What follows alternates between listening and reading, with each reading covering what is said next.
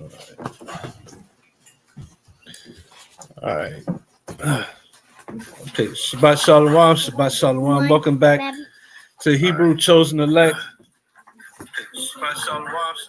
Um, Sabbath reading, and also Happy Feast of Dedication, or also known as Feast of Hanukkah, which for a lot of people will be kicking off tonight. We'll be having our opening for the Feast of Dedication Monday night at sundown. So if you are looking to come out and celebrate with us, you can get in contact with me or Brother Yakinan to get a exact start time and address. But yeah, so that's in going over the Feast of Dedication, the history and where it comes from. We've been reading the last two Shabbats in the books of First Maccabees, Second Maccabees, to get the history of the Feast of Dedication, which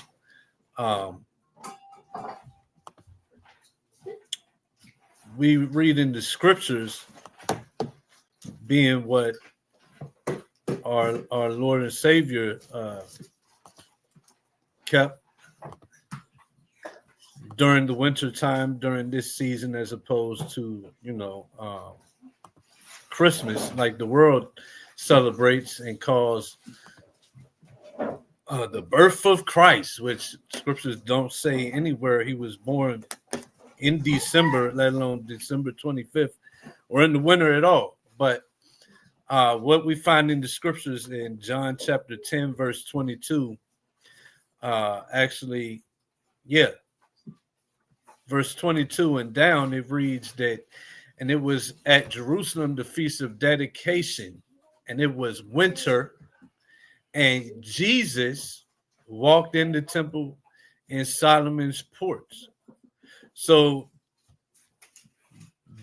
our Lord and Savior, who the world calls Jesus, which we know to be his true name, Yahushua, he didn't celebrate Christmas. He didn't celebrate his birthday, at least not in the winter on the time that we have now. No, he was celebrating the Feast of Dedication. So, that's what we celebrate as actual true followers of Yahushua Mashiach, who the world calls Jesus Christ. So we keep the Feast of Dedication, and that's, where do we get that history? How do we find out what exactly Christ was keeping that was being called the dedication in winter? The only place we're going to find that is in the book of First and Second Maccabees. That's the history, or in the Josephus, you can, because he's a historian, you can also get the historical account of how the Feast of Dedication came to be, the one that Christ is celebrating in the wintertime, right? So, that's what we've been reading. We're picking right back up in. We're going to try to get through that today. So class might be a little bit longer. But yeah, so before we get back into it, as we always do, we go through a couple announcements. So the first one being upcoming Hamashara Yashala, Give It All You Got, Coat Drive, Hebrew Chosen Elect as well, Coat Drive and giveaway.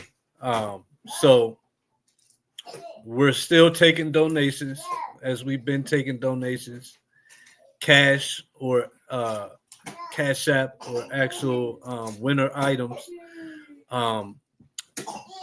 To make your donations for Cash App, we have the Cash App at send them at hashtag BDANI01 and earmark that coat drive and throughout in advance for any monetary donations or physical items. We have a date for that. We'll be doing our coat and winter item giveaway December the 20th from 1 p.m. until, and the location will be 941 Clifford Brown Walk, Wilmington, Delaware. It's in front of the Prominent Cuts Barbershop. So this is the location we did last year. It was a nice little spot. and we're going to do it again at that same spot. You guys know we did it Market Street. We did it in Middletown, and now right now we hitting up East Side Wilmington in front of the Prominent Cuts Barbershop. So, if you're in the area and you need any winter items, jackets or whatever for children, or even we even have adult items. But we mainly try to hit the children, make sure the little ones got. But we always got items for coats and winter apparel for all ages, though. So if you're in need, or some children in need, some relatives, cousins, nieces, nephews, sons, daughters, whatever, come out. Make sure you're there early, though, because the coats and the good stuff does go fast. So if you need, or somebody in need, get the word out. Come out December 20th, and most side willing, you're able to get set up with a nice coat, hat, scarves, things like that. Can you send me that picture? Yeah. I'll send that to you. What I got don't have the date. Yeah. This is fresh one. So yeah, I need that. I'm actually gonna send that to you right now. But yeah. So mark that date. That's basically a week from now. And we look forward to seeing you there.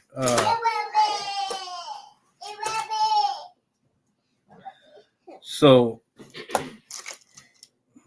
also with that being said, that will mean we're not having class. So, if if you're not coming out to the coat drive, you're not in the area, whatever, and you follow us online and you watch the classes, we will not be having class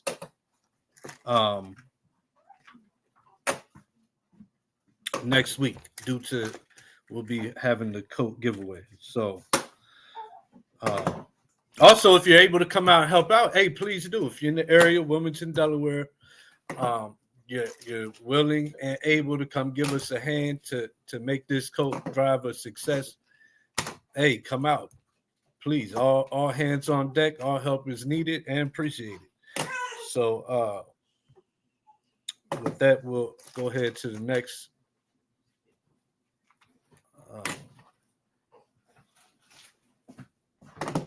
announcement. So contact information, you can contact Elder Barack, 302-761-3811, or Brother Yaknan at 508-840-7710, or me at 302-510-7147. Also, you can follow us on Facebook at We Are Israel or Brandon Daniels on Facebook. Also, please like, share, subscribe to our YouTube channels, ACE Red Pill Reality and ACE Reload. I believe that's about it.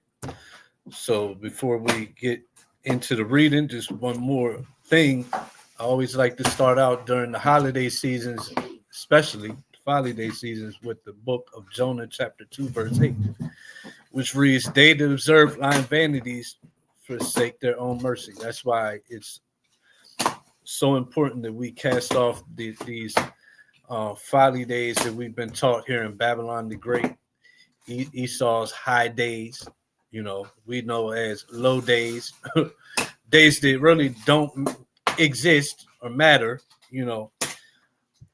we cast those off and we start to celebrate the real holy days that are written and ordained in the scriptures. In the book of First Maccabees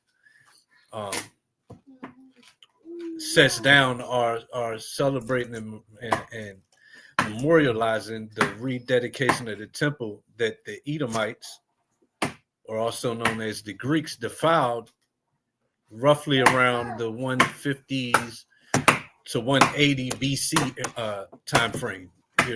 Antiochus Epiphanes, right? The kingdom of the Greeks that we've, through our previous readings have proven to be the Macedonians, who descend from the Agagites, who descend from the Amalekites, who descend from the Edomites. So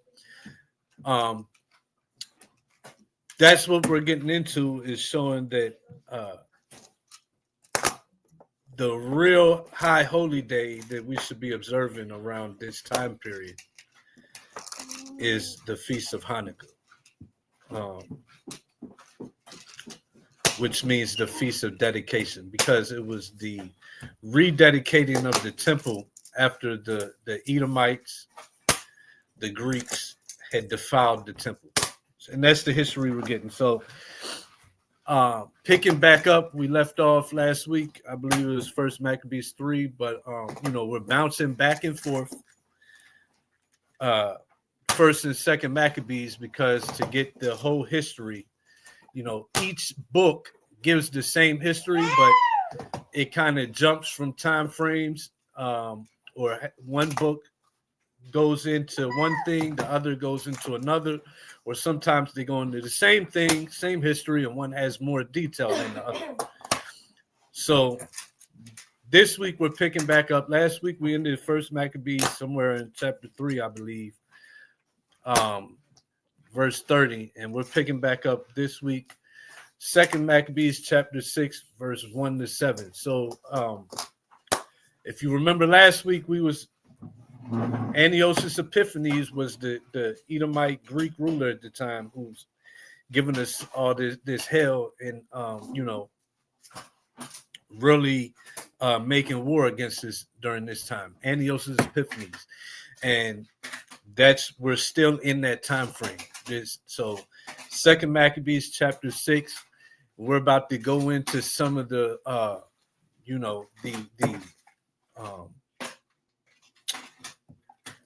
different what's it called,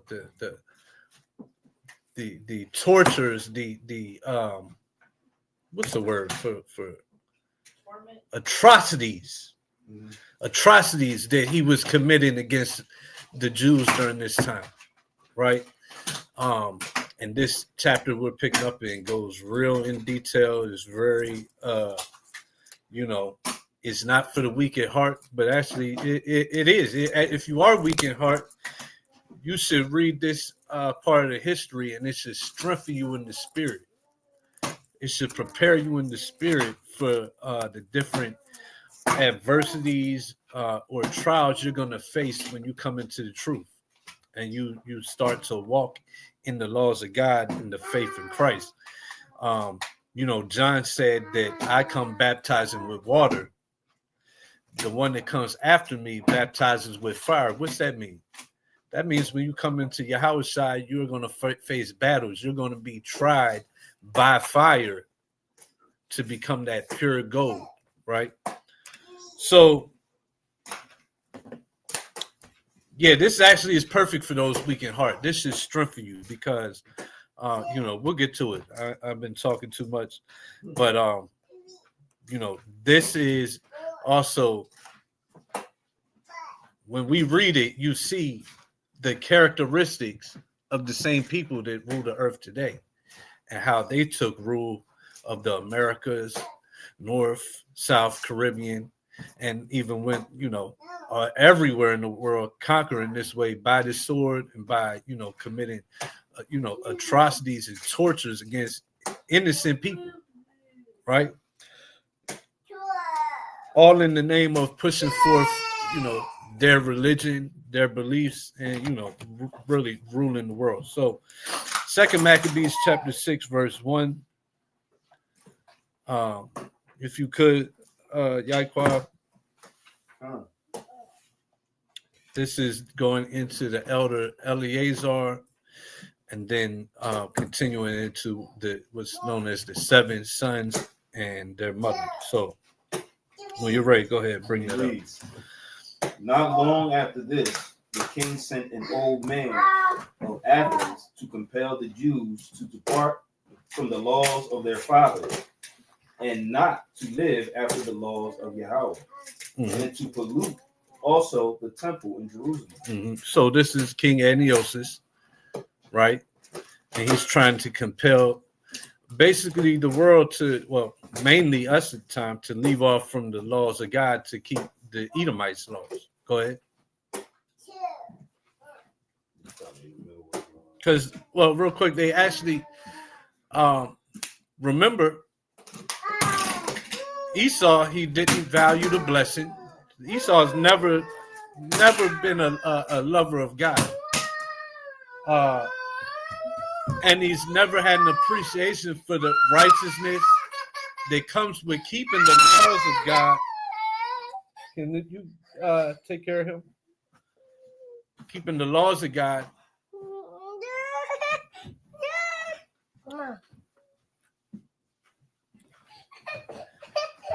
And you even see that in his letter to Artaxerxes in the rest. This is Esther. You know, these Edomites always hated the laws of God. That's why today they've taught the world that you don't have to keep the laws of God because you got white Jesus. So they've always hated the laws of God. And that's what we're reading here. The King Antiochus was going about to establish basically their rulership on earth and really sit in the place of God. So he wanted to do away with God's laws. Go ahead. Verse 2. And to pollute also the temple in Jerusalem, and to call it the temple of Jupiter, Olympius, and that in Gerizim of Jupiter, the defender of strangers, as they did desire that dwelt in the place. The coming in of this mischief was sore and grievous to the people, for the temple was filled with riot and reveling by the Gentiles, who dallied with harlots and had to do with women within the circuit of the holy places. Mm-hmm. So we seen last week, you know, the different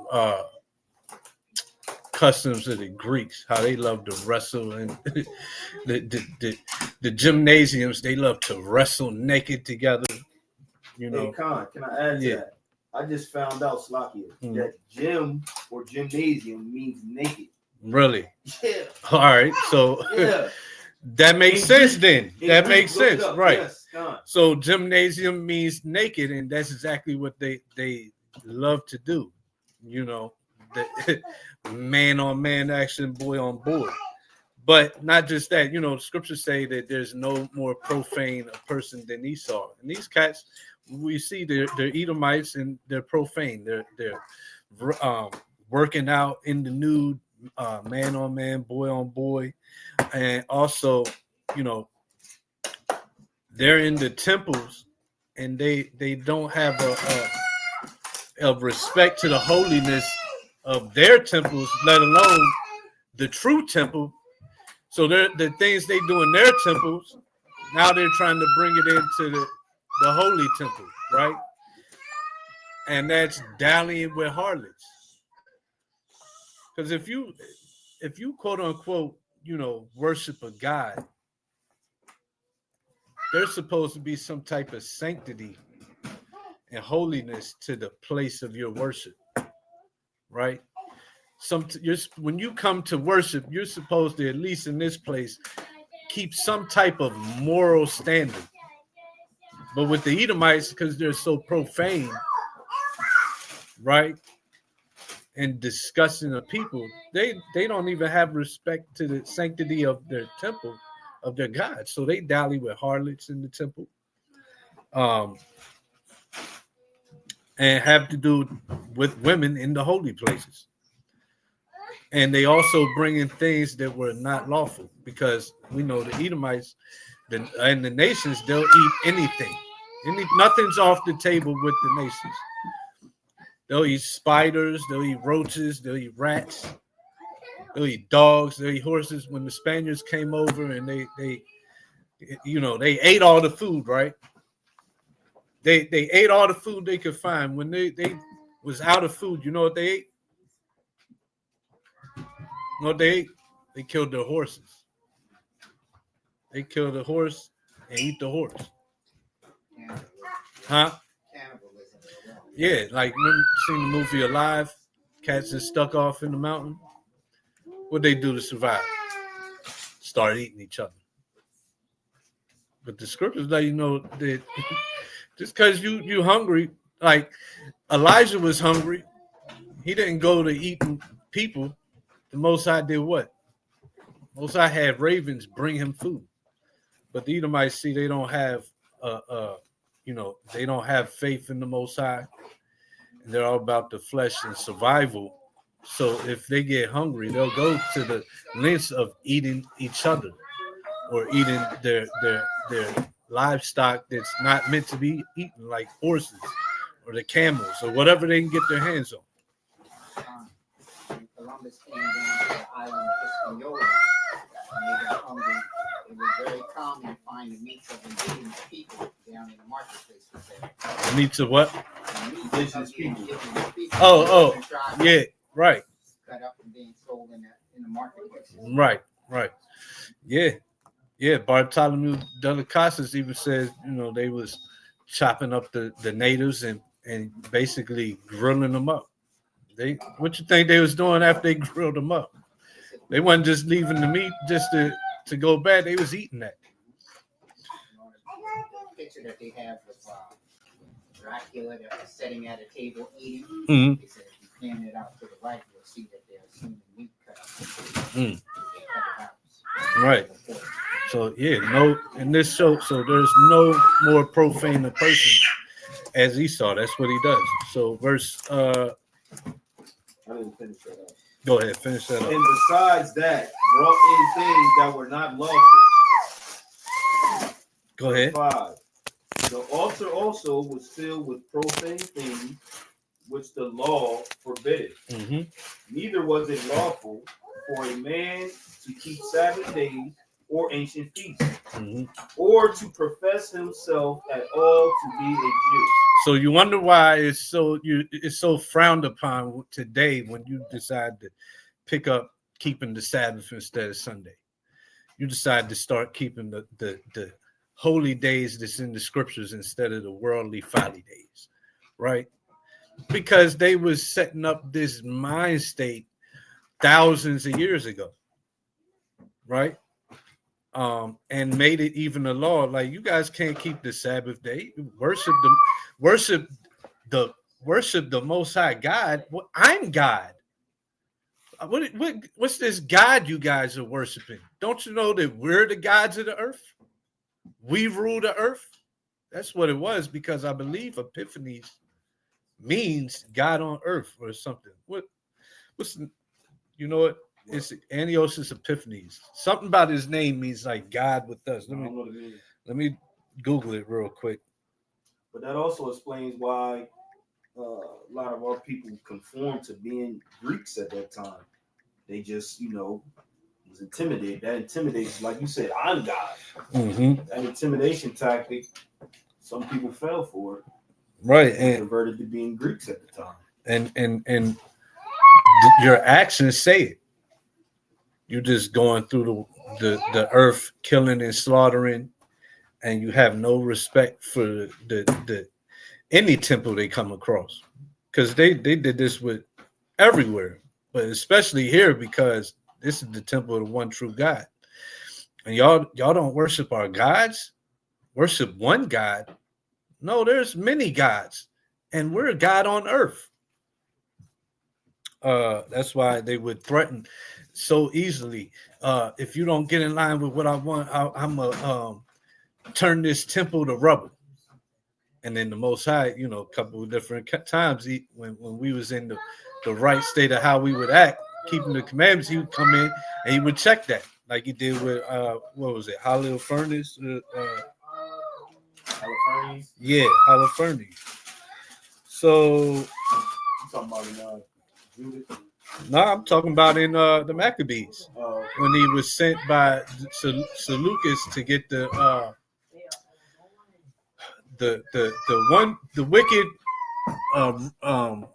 brother or cousin of the priest was trying to get the priesthood, so he went and lied to the governor of the Seleucids at the time that it was all this money back to the temple. So he sent his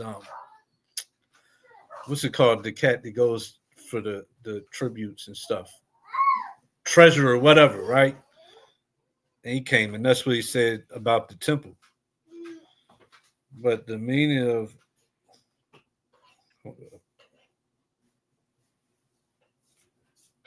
of God manifests. Yeah, so even his name means God manifests. Antiochus Epiphanes means God manifests, and I guess in Greek. So that was the you know the way these Edomites was moving. Where we at? Verse 7. And in the day of the king's birth, every month they were brought by bitter constraint to eat of the sacrifices.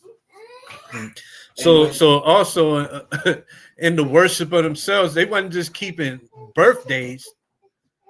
These cats wanted to be worshipped on the day of their birth every month. Right? Go ahead. Every month they were brought by bitter constraint to eat the sacrifices, and when the feast of Bacchus was kept, the Jews were compelled to go in procession to Bacchus carrying idols. So the feast of Bacchus, also known as Bacchanalia, because there was a bunch of these feasts they kept because they worship many gods. Like you got the god Jupiter, Zeus, like the movie Gods of Egypt. Ain't that what it was called? Gods of Egypt. Either way, what they call it, the Pantheon, where you get one of them. No, that's the Exodus one. Yeah, but it was a couple known cats. What's the one that played? The one on Taken. The one on Taken. I think he was like, who's their main god? Is it Zeus? Either way, the cat from Taken with the flat nose. He played the head false god, right? Whatever. So, they worshipped all these different gods and kept all these different feasts and honor these gods. So at this time, he was trying to force us to keep the Bacchanalia.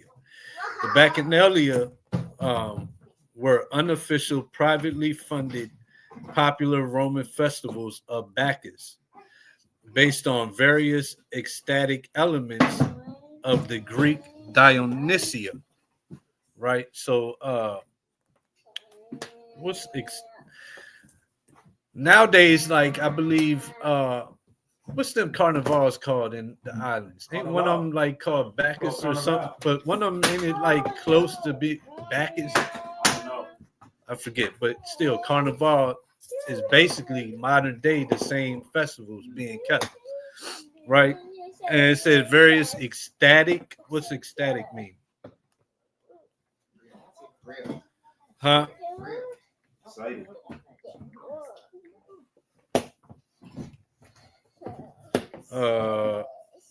Arresting the mind. Oh, I like this definition. So in the 18th, hey, you gotta chill out. So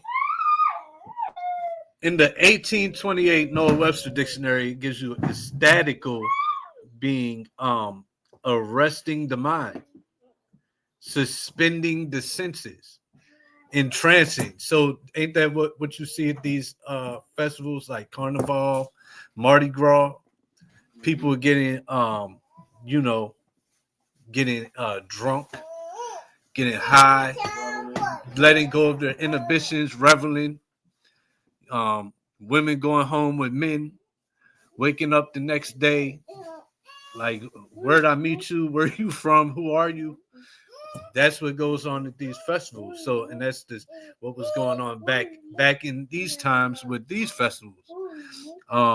Ecstatic, rapturous, I don't like them.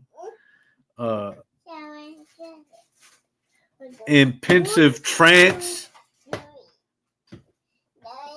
So that's how people get. They get all turned up on drugs and they kind of be in the trance.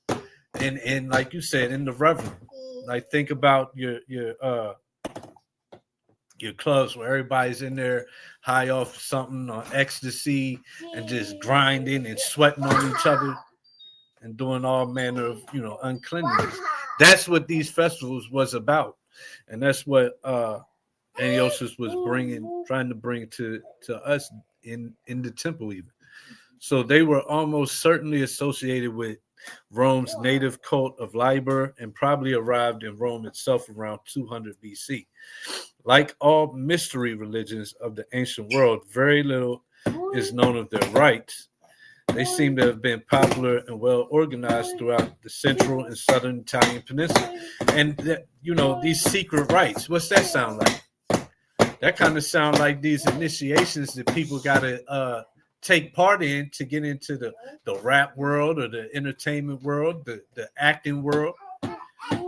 All you've never been, you haven't really seen, but you're left with all these rumors of what goes down, what happens at these Diddy parties, and that it's been a mystery for a long time. Now it's coming out more with regards to Diddy because of the FBI coming down on him, and now everybody talking. You got the documentary out. You got all the people that were close to him doing interviews on these various different podcasts or YouTube channels. But what's coming out is all these basically mysterious secret rites to get initiated into these different clubs and spaces. Right. And that's pretty much the same thing. Everything, it's all clubs, right? You got the fraternities, it's a club. You got the rap world, it's a club. You got the Masons, that's a club. You got the actors world, it's all clubs. And to really make it in there and to get in there, you got to take part in these secret, ceremonies and rites and things, just like in the fraternities, right? And if I may say, when you talk about the carnivals in Brazil, that's when small hats would bring us, and Portuguese would bring us into Brazil, and they would grease up a lot of us and march us down the street buck naked. The slave trade was driven by the sex trade. So you had people who wanted to just experience raping a young boy or a young girl to come in and pull them off the line and do whatever they want to take and fulfill their fantasy or purchase. Which sounds like ancient Greek culture, because all the who do you think is getting tossed up in these temples, right? It said harlots, dallied with harlots. Does the word harlot mean voluntary? Who was they who were these harlots being tossed around, passed around these temples? I bet you they were slaves. Yeah. Exactly. So just like brought up Brazil. So the ones they like, the ones they think can get men are gonna find attractive and want to have dealings with. And you said oil them up, march them through the city, because that add the oil, that makes it more sensual, attractive, right? And it puts you in that Greco-Roman mindset. Sweaty, they wrestle with you. Mm-hmm. But the sex trade role, the standard slavery. Mm-hmm. That was the number one. It was hand in hand. The reason you have slaves right. Kind of. So that's nothing new underneath of the sun, and that's what like we start off the reading. One of the first things it said when these cats came into power, what was multiplied in the earth? Evils was multiplied in the earth. And so this is part of it. When it says evils multiplied, you can't just think killings, slaughterings, enslaving. It goes deeper than that. It goes deeper than that.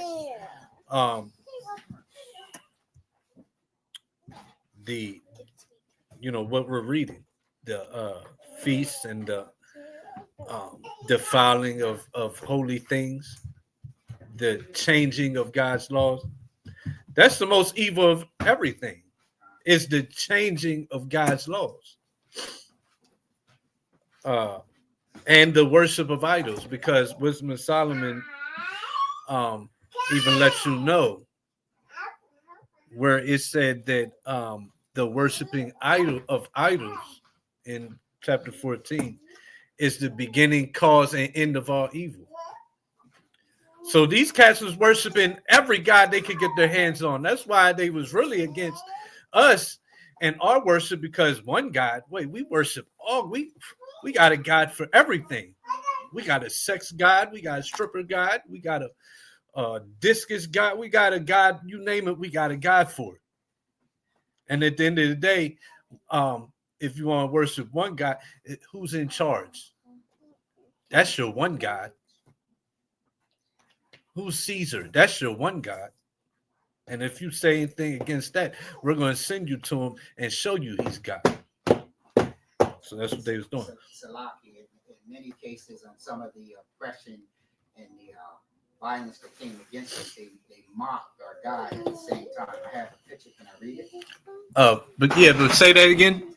That our God was being mocked in a lot of these invasions we encountered. That you could tell that they had spiritual knowledge of who they were doing this to. Right, and you're talking about this time or more recent time? I'm talking this time, and when he went Columbus and all of them went in the 1400s. Yeah, right. This is when we get the image of Dracula. The image of Dracula eating human flesh at the table comes from historic accounts of Vlad the Impaler, where he allegedly hosts banquets amidst the impaled victims. Sometimes the impaled victims sometimes dipping his bread inside of their blood, serving as a gruesome war propaganda linked to him in cannibalism, inspired Stoker's Van Stoker's Vampire. That's what we get the movie from. While their bodies are dripping with blood, and he was sitting at the table with the light, taking the bread of life, which is a symbolic of Christ. And he's dipping in the blood of Christ's people. Right. Yeah, kind. So these are people who have knowledge of who we are and what they're doing to us. Right. Yeah. Continuing the Bacchanalia. This is just a image.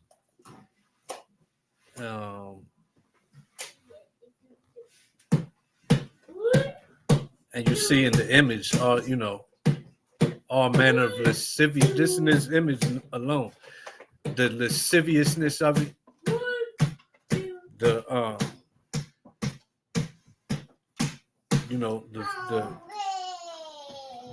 fornication.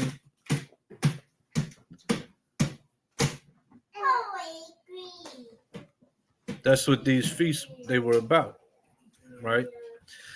Livy, writing some 200 years after the event, offers a scandalized and extremely colorful account of the Bacchanalia with frenzied rites and sexually violent initiations of both sexes. So sex is always involved. It says sexually violent initiations of both sexes, all ages and social classes. That sounds just like the accusations with these rappers and the P. Diddy's and the gatekeepers and the initiations to get into that world or to the entertainment, the acting world. Yeah. Violent sexual initiations. Cats getting drugged and raped. The one brother said that he was drugged and he woke up sore. Yeah, but they'll do that without initiation. That's their nature. They love violent sex. They're the creators of sadomasochism. Right. That type of, Right. Dominatrix stuff. Weird stuff. Tying up. Getting tied up. Weird. And no lights in the getting freaky in a dungeon somewhere. Crazy stuff. But this is this was really brought forth in the earth with the Macedonians, the Edomites, aka the Greeks, right? I know I'm I'm trying to speed up. So, but back to the back, still on the Bacchanalia. So he represents the cult as a murderous instrument of conspiracy against the state. So that's what we're reading. This at the time they're forcing Bacchanalia on the Israelites as a what did I just read? As a instrument against the state, murderous instrument against the state, right? Livy claims that 7,000 cult leaders and followers were arrested, that most were executed. Livy believed Bacchanalia's scandal to be one of several indications of Rome's inexorable moral decay. But yeah, that's enough on that. So that's what Antiochus Epiphanes, who thought himself to be God on earth, was bringing to the kingdom of Israel. Verse 8, Feast of Bacchus. Verse 8, moreover, there went out a decree to the neighbor cities of the heathen by the suggestion of Ptolemy, against the Jews, that they should observe the same fashions and be partakers of their sacrifices. And whoso would not conform themselves to the manners of the Gentiles should be put to death. Then might a man have seen the present misery. And I ain't gonna go too far in depth, but you know, when the Europeans, Edomites, came over here, what did they do? They brought Catholicism, and they brought it was you convert or you meet the sword. And even before they came over here, they was going through Africa and they was going through Europe. They was going through the world forcing Catholicism. It was the Catholics was doing it and Islam was doing it. It just so happened the Catholics basically was more successful. That's why you see today, you know, they're both around, but for the most part, Catholics, because even Christianity branches off of Catholicism. I count Christianity, all of it, with Catholicism. Because and let the Pope come. Remember the Pope came to Philly? Man, I used to deliver lumber through Philly, and most of my stops was in the hood, like little small wood shops in the hood. Man, brothers, this like never sat at a white bar in their life. Like, you know, the Pope came. You know, the Pope came last week. I'm like, what?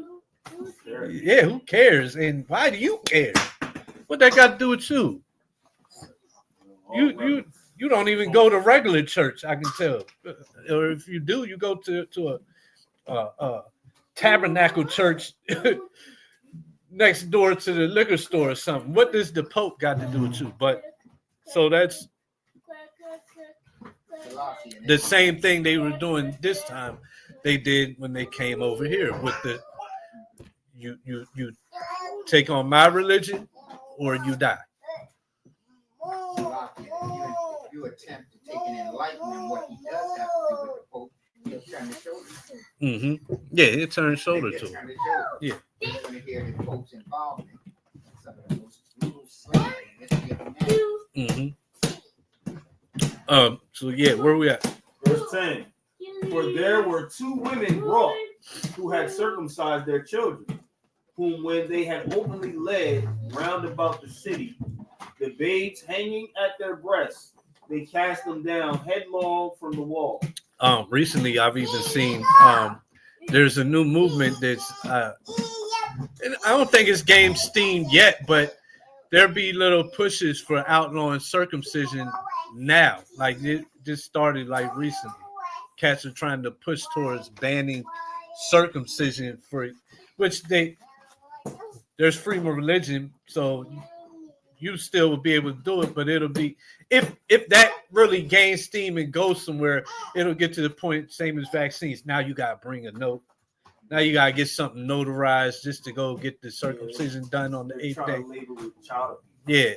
Salaki, they also have started something where if you are circumcised, you can go and get that repealed. What? See, the Greek kingdom, the Greek kingdom all over again. Go ahead. Verse 11. and others that had run together into caves nearby to keep the Sabbath day secretly.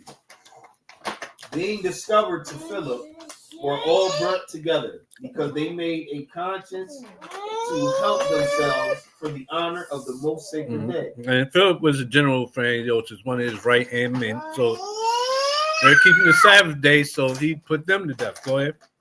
Now I beseech those that read this book, that they be not discouraged for these calamities, but that they judge those punishments not to be for destruction, but for a chastening of our nation. For it is a token of his great goodness when wicked doers are not suffered any long time, but forthwith punished. For not as with other nations, whom the Most High patiently forbeareth to punish, till they become to the fullness of their sins. So I'm sorry, it's a lot of meat.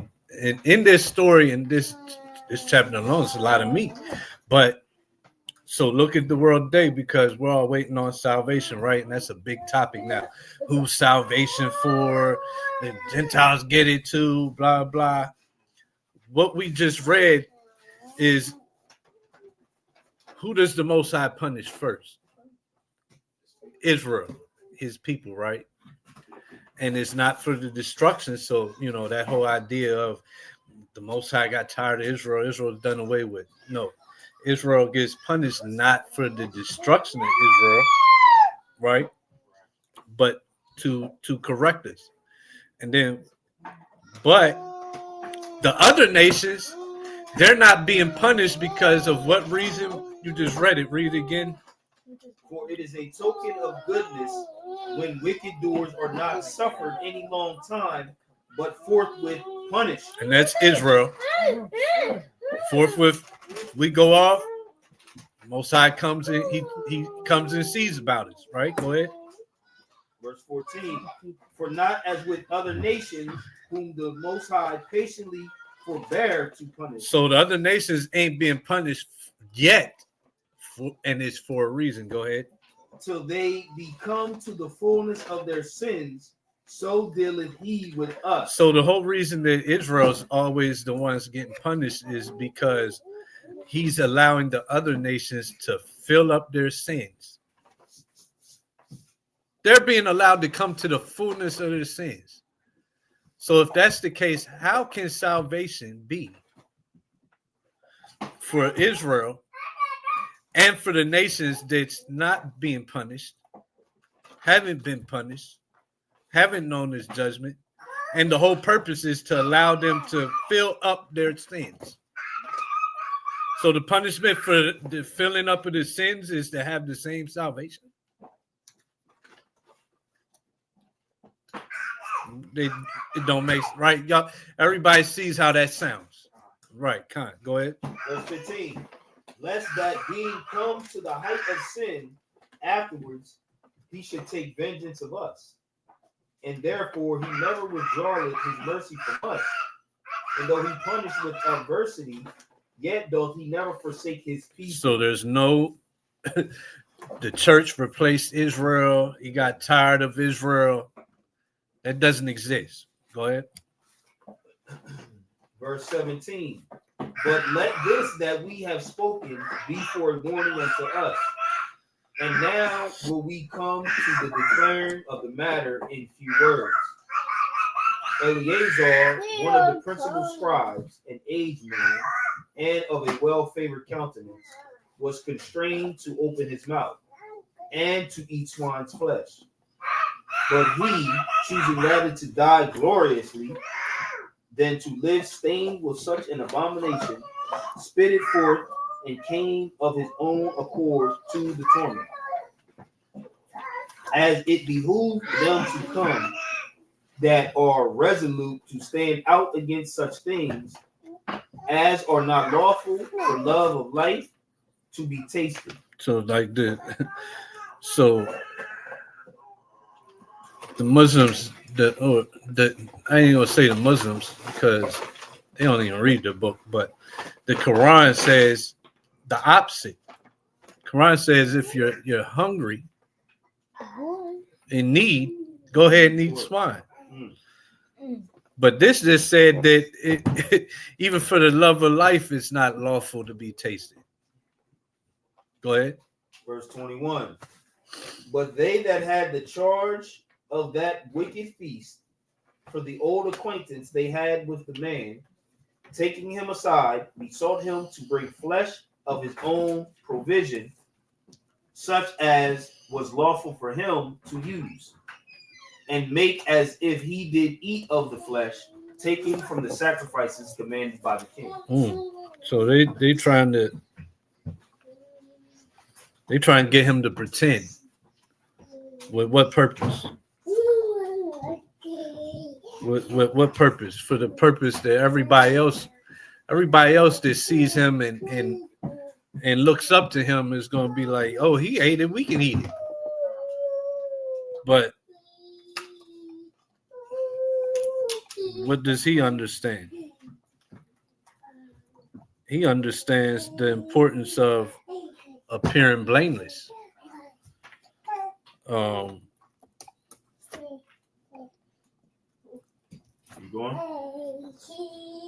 Philippians 2:15, that ye may be blameless and harmless, the sons of God without rebuke, in the midst of a crooked and perverse nation, among whom ye shine as lights in the world.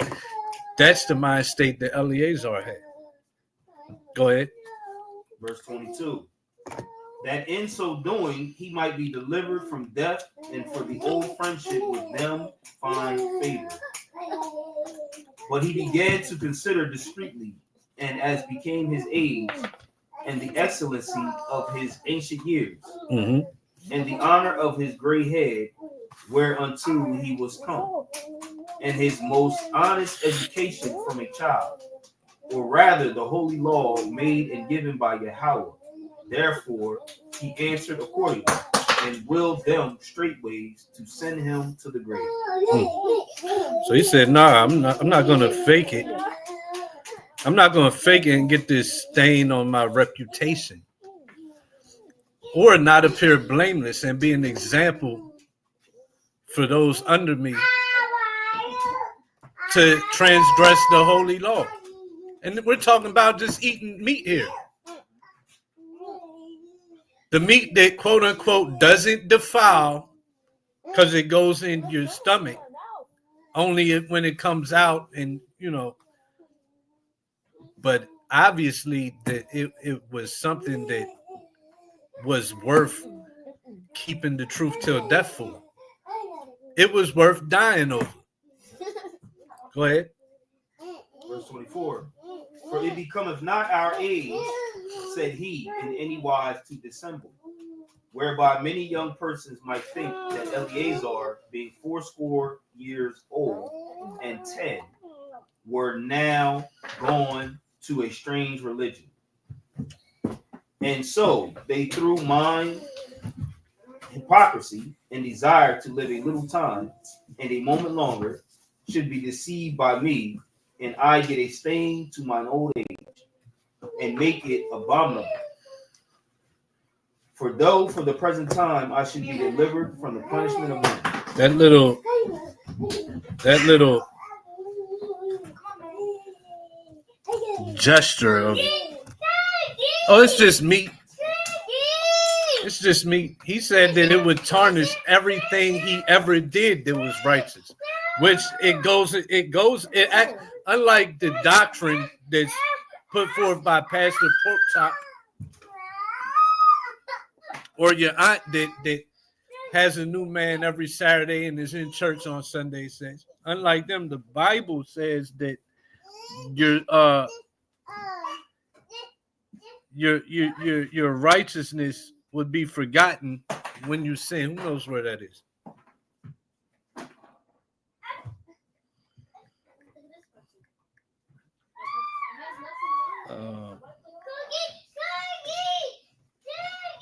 He's messing up my train of thought, Salakia. I know it's in Ezekiel. I know it's in Ezekiel 18. Okay. Like he understood how serious it was, and this is left for our instructions and learning. So this is how we know it's not it's not that little thing that the Christianity teaches. It said in Ezekiel 18, and I'm gonna go to the point. It's really you can read 21 to 28, but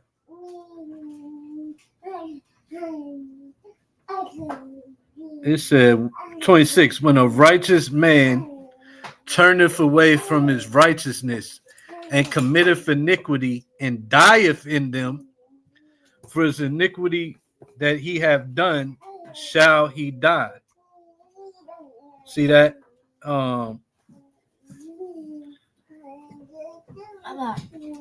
Get away from my drink. But yeah, so he understood that. Like everything I did righteous up until now, it can be tarnished and not count. All because of this one moment trying to save my life. Go ahead. Verse 26. For though for the present time I should be delivered from the punishment of men, yet should I not escape the hand of the Almighty, neither alive nor dead. Wherefore now, manfully changing his life, I will show myself such an one as mine age requires, and leave a notable example to such as be young to die willingly and courageously for the honorable and holy laws. And when he had said these words, immediately he went to the torment. They that led him, changing the good will, they bare him a little before into hatred, because the foresaid speeches proceeded, as they thought, from a desperate mind. But when he was ready to die with stripes, he groaned and said, it is manifest unto the Most High that hath the holy knowledge, that whereas I might have been delivered from death, I now endure sore pains in body by being beaten, but in soul am well content to suffer these things, because I fear him. And thus this man died, leaving his death for an example of a noble courage and a memorial of virtue, not only unto young men, but unto all his nation. Go ahead. Chapter 7. It came to pass also that. So it's a virtuous, like it's a virtuous act. It's a virtuous act to not eat pork, to not forsake the law. What's virtue mean? Because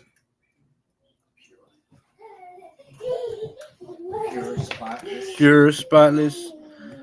Let me see. Blameless. Noble. I got more.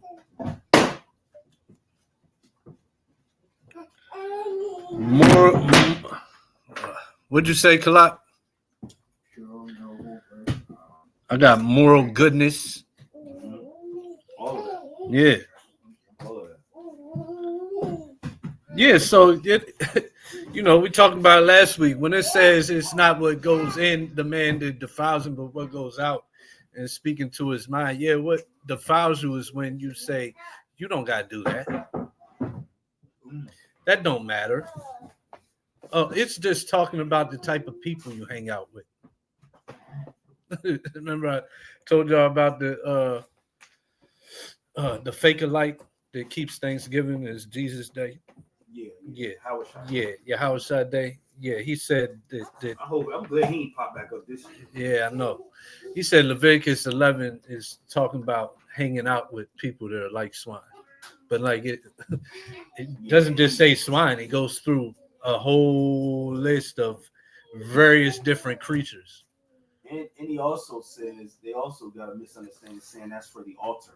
Mm-hmm. The unclean animals is for the altar, not for us eating. We can eat it. The altar just can't get in touch with it. What? So my whole thing is like, so now we today not already knowing that we're reading cats that already know we're Israelites, we're in Israel, we're in Jerusalem. These are the laws that was given to us. And this cat is like, nah, I'm not gonna eat swine, even if you torture me and put me to death.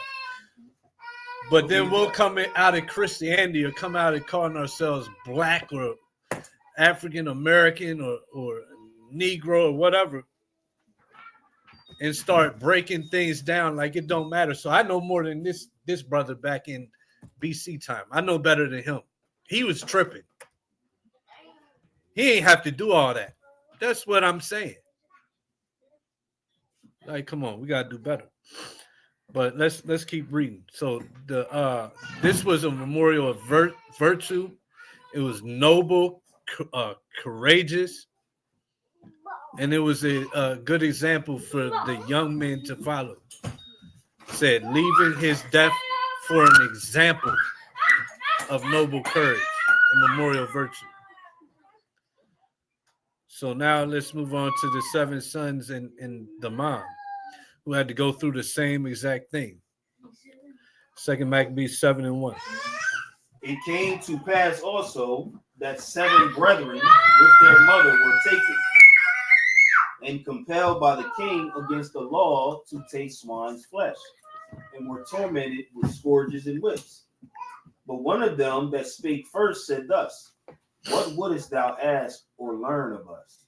We are ready to die, rather than to transgress the laws of our fathers. Then the king, being in a rage, commanded pans and cauldrons to be made hot, which forthwith being heated, he commanded to cut out the tongue of him that spake first, and to cut off the utmost parts of his body, the rest of his brethren and his mother looking on. Mm-hmm. Now, when he was thus maimed and all his members, he commanded him, being yet alive, to be brought to the fire, and to be fried in the pan. And as the vapor of the pan was for a good space dispersed, they exhorted one another with the mother to die manfully, saying thus,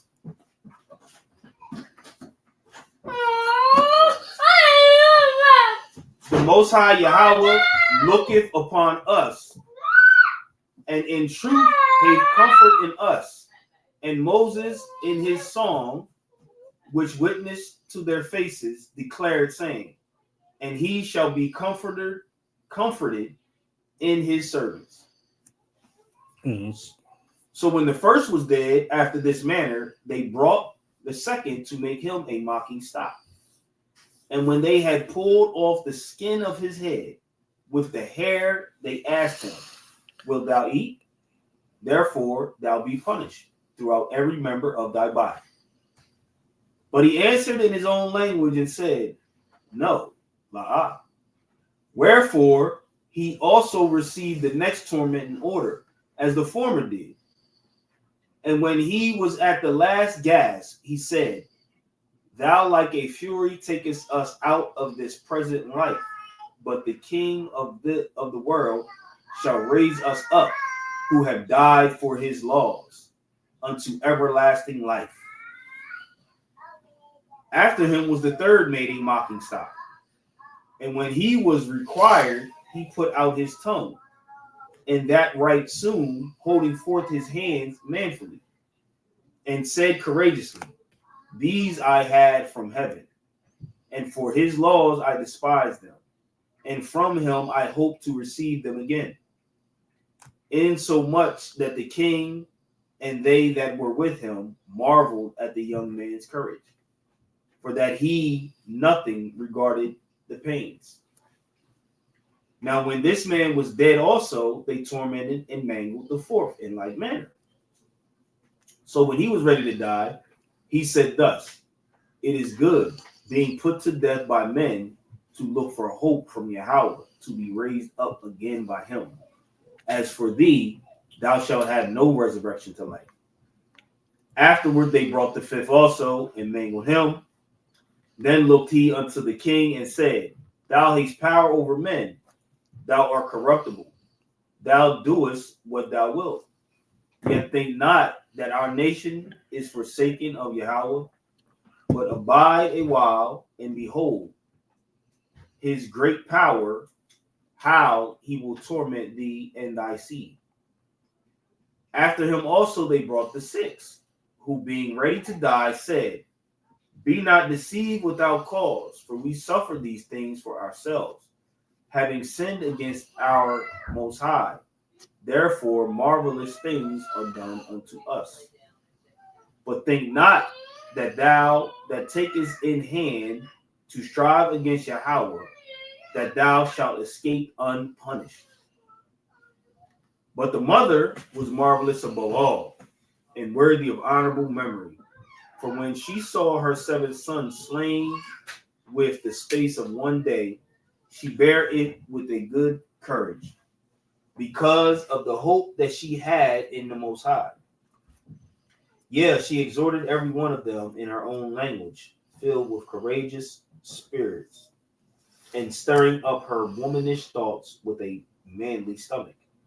She said unto them, I could not tell how ye came into my womb, for I neither gave you breath nor life, neither was it I that formed the members of every one of you.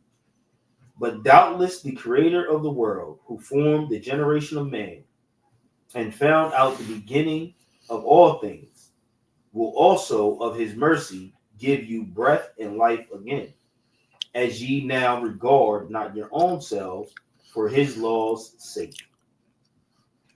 Now Antiochus, thinking himself despised and suspecting it to be a reproachful speech, whilst the youngest was yet alive, did not only exhort him by words, but also assured him with oaths that he would make him both a rich and a happy man, if he would turn from the laws of his fathers, and that also he would take him for his friend and trust him with affairs. But when the young man would in no case hearken unto him, the king called his mother and exhorted her that she would counsel the young man to save his life. And when he had exhorted her with many words, she promised him that she would counsel her son. But she, bowing herself toward him, laughing the cruel tyrant to scorn, spake in her country language on this manner: O my son, have pity upon me that bare thee 9 months in my womb, and gave thee suck 3 years, and nourished thee, and brought thee up unto this age, and endured the troubles of education. I beseech thee, my son, look upon the heaven and the earth, and all that is therein, and consider that the Most High made them of things that were not, and so was mankind made likewise. Fear not this tormentor, but being worthy of thy brethren, take thy death, that I may receive thee again in mercy with thy brethren. While she was yet speaking these words, the young man said, whom wait ye for? I will not obey the king's commandment, but I will obey the commandment of the law that was given unto our fathers by Moses. And thou that hast been the author of all mischief against the Hebrews shalt not escape the hands of Yahweh. For we suffer because of our sins. And though the living God be angry with us a little while for our chastening and correction, yet shall he be at one again with his servants. But thou, O godless man, and of all other most wicked, be not lifted up without a cause, nor puffed up with uncertain hopes, lifting up thy hand against the servants of Yahweh. For thou hast not yet escaped the judgment of the Almighty God, who seeth all things. For our brethren, who now have suffered a short pain, are dead under Yahweh's covenant of everlasting life. But thou, through the judgment of Yahweh, shalt receive just punishment for thy pride. But I, as my brethren, offer up my body and life for the laws of our fathers. beseeching Yahweh that he would speedily be merciful unto our nation, and that thou be by torments and plagues mayest confess that he alone is Yahweh, and that in me and my brethren the wrath of the Almighty, which is justly brought upon all our nation, may cease. Then the king, being enraged, handled him worse than all the rest, and took it grievously that he was mocked. So this man died undefiled. Well, he died how? Undefiled. Undefiled. But it doesn't defile a man what goes in his mouth. Well, he died undefiled. Go ahead. And put his whole trust in the Most High. It shows your trust to the Most High. Last of all, after the mother died, let this be enough now to have spoken concerning the idolatrous feast. The what type of feast? Idolatrous. All their feasts go back to some type of worship of an idol. The same as today. That's why you can trace back Halloween and you can trace it back to some type of idolatry. Christmas, you can trace back to idolatrous customs. Valentine's Day, Easter, you can trace it back. And people will get on, do their little videos and argue it all day. And yeah, it doesn't come from this idolatrous feast, that idol. Yes, it does. It's just evolved over time. Because Easter is called Easter and it ain't called Ashtoreth, the Feast of Ishtar, doesn't mean it's not that feast anymore. It's just like language evolves. So do customs and feasts. But it still goes back to that. Go ahead. Concerning the idolatrous feast and the extreme tortures. Chapter 8. Now let's go back. First Maccabees chapter 2, verse 31. And read down to 50. And we're going to jump a little bit.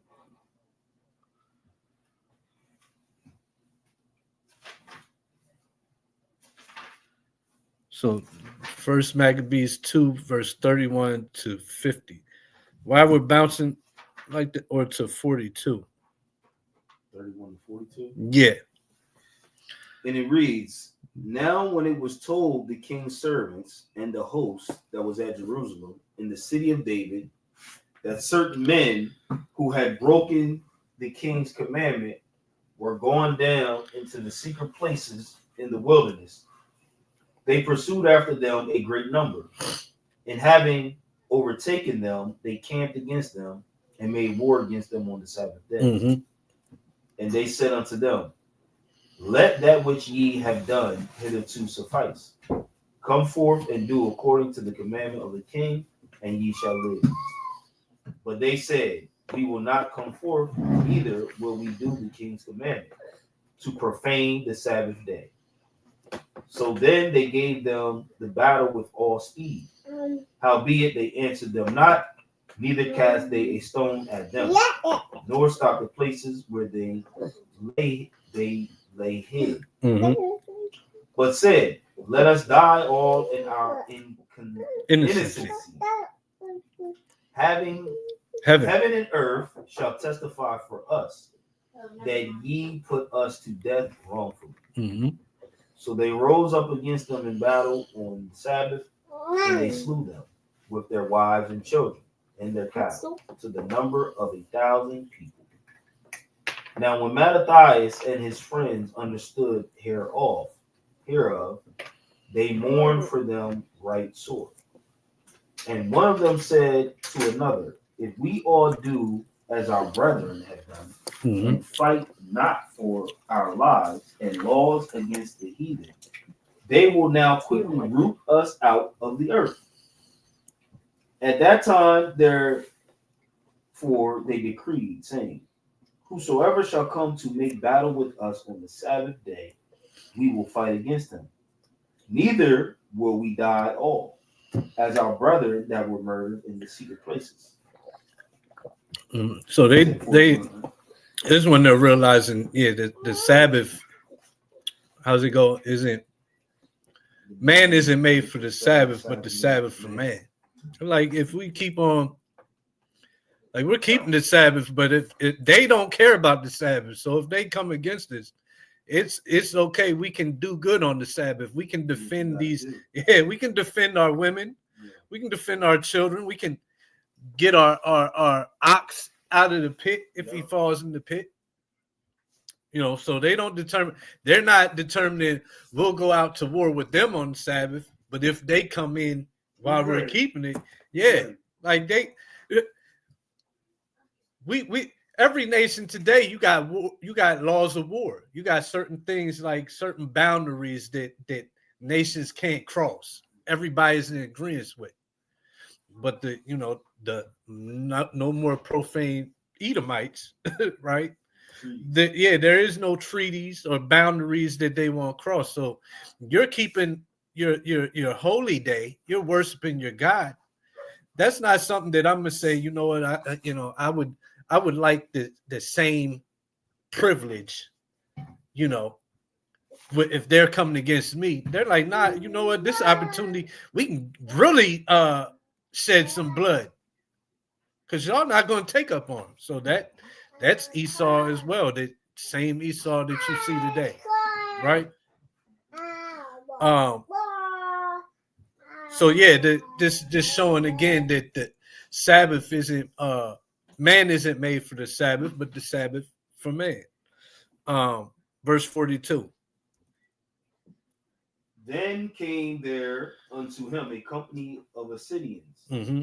who were mighty men of Israel, even all such as were voluntarily devoted unto the law. Unto the law. So, real quick, I just want to show what a city, because even if you Google it, because when you read this, you're like, Assyrians, what's that? You just reading it, you're thinking like Essenes, Pharisees. You're thinking like just a sect, right? Am I lying? Yeah. When you hear that, you think a sect, right? It actually, that's not what it is. A sect, but no, it's not a sect. So Assyrians is actually, I think the word is a transliteration of the Hebrew word I'm about to show you. It's really basically saying a company of saints. This is saying a company of saints who are mighty men voluntarily devoted to the law. So, and I'm gonna show you. And this also shows where like you can't rely on scholars. You all these different debates and discussions. Cats mention the scholars and like, the scholars agree to it. You really need to give ear to this. The scholars are bringing it out. If you look up Assyrians on Google, there's not going to give you much information what that means with all these scholars for AI to draw information from. Let me show you how simple it is. So,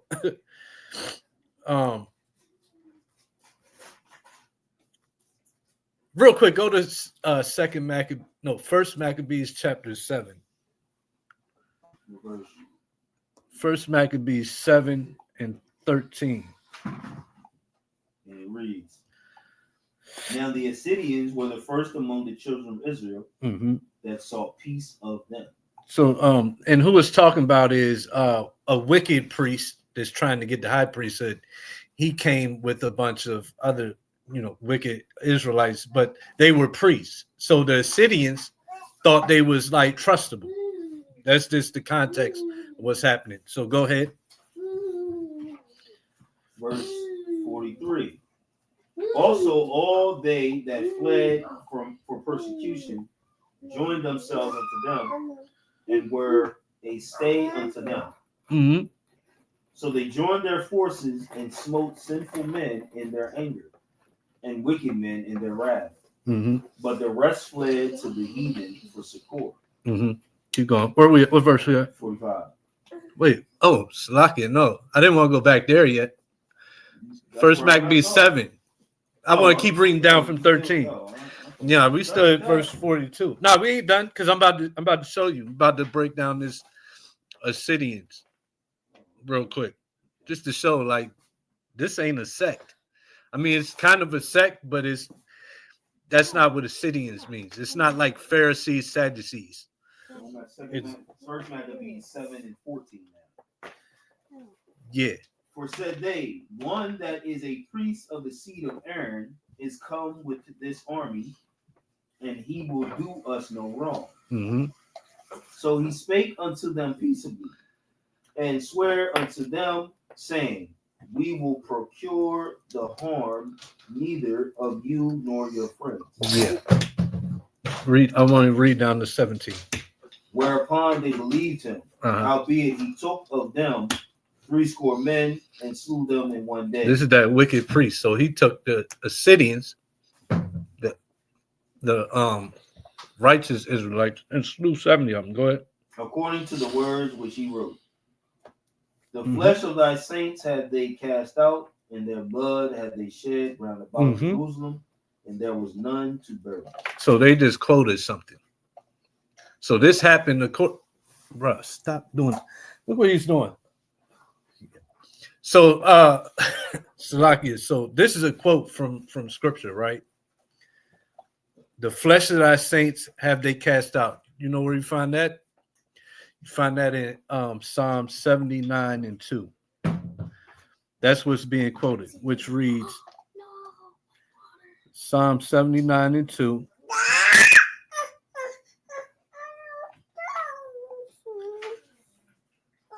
And reads, the dead bodies of thy servants have they given to be meat unto the fowls of the heaven, the flesh of thy saints unto the beasts of the earth.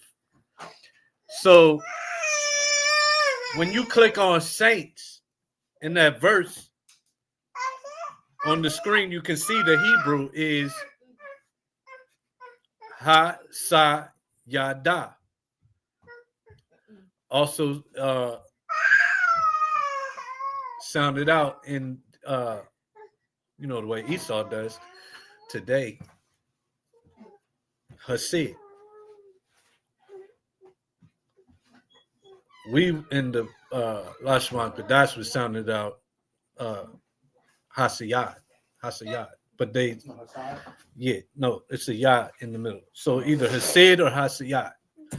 So like Zion Lex would probably sound it out Hasid. That's the word for saints in that verse that's being quoted in Maccabees. So the Assyrians is Hasidians.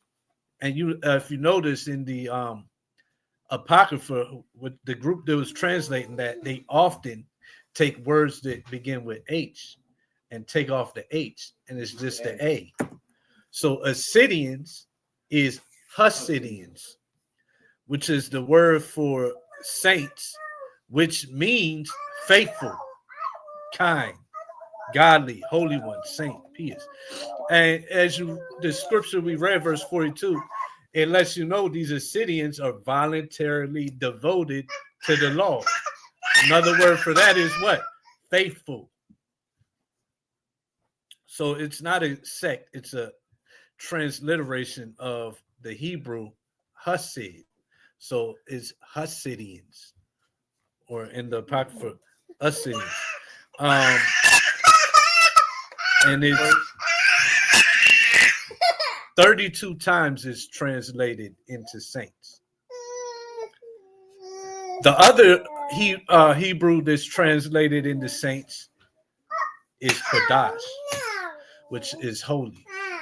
So when it's talking about like the way we think of saints, when we use the word saints, is really when it's Hasid. But when it's Kodash, it's still saints, because saints means the holy ones. But that's the two words, Kodash and Hasid.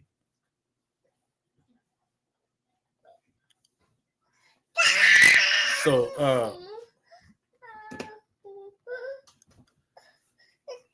I used to read that, and I wondered, like, is this a sect like Pharisees, Sadducees? And I did investigating, and I couldn't find nothing on AI, but Bible. I was able to find through the Bible, right? The blue letter Bible. Which people don't understand how we can use the Bible to confirm that reference. You just gotta understand it. Right. And then also that gives some more validity to the Apocrypha, because this historical account is referencing Psalms, and this happening being a fulfillment of when he said in Psalms that the dead bodies of thy servants and the flesh of thy saints given to the beasts of the earth, right? So we can go back. Now we're going to read 43 down to 50. Also, all they that fled for persecution joined themselves unto them and were a prey unto them. So they joined their forces and smote sinful men in their anger, and wicked men in their wrath. But the rest fled to the heathen for succor.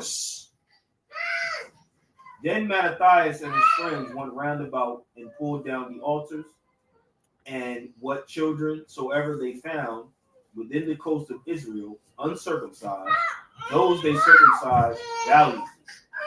They pursued also after the proud men, and the work prospered in their hand. So they recovered the law out of the hand of the Gentiles and out of the hand of kings. Neither suffered they the sinner to triumph. Now, when the time drew near that Mattathias should die, he said unto his sons, now hath pride and rebuke gotten strength, and the time of destruction, and the wrath of indignation. So he sees that this is basically the start of the prophecies of Esau and his world domination, basically, and him being that last kingdom. That's what he sees. Now it's getting its start. Go ahead. Now, therefore, my sons, be ye zealous of the law, and give your lives for the covenant of your fathers. All right, drop down now, next chapter. But he said, be zealous for the law, give your lives for the covenant of your fathers. But, what does he know, right?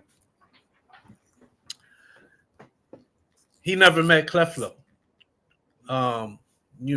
T.D. Jakes wasn't there to give him understanding. I guess he just,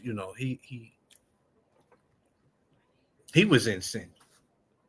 He was keeping the commandments, right?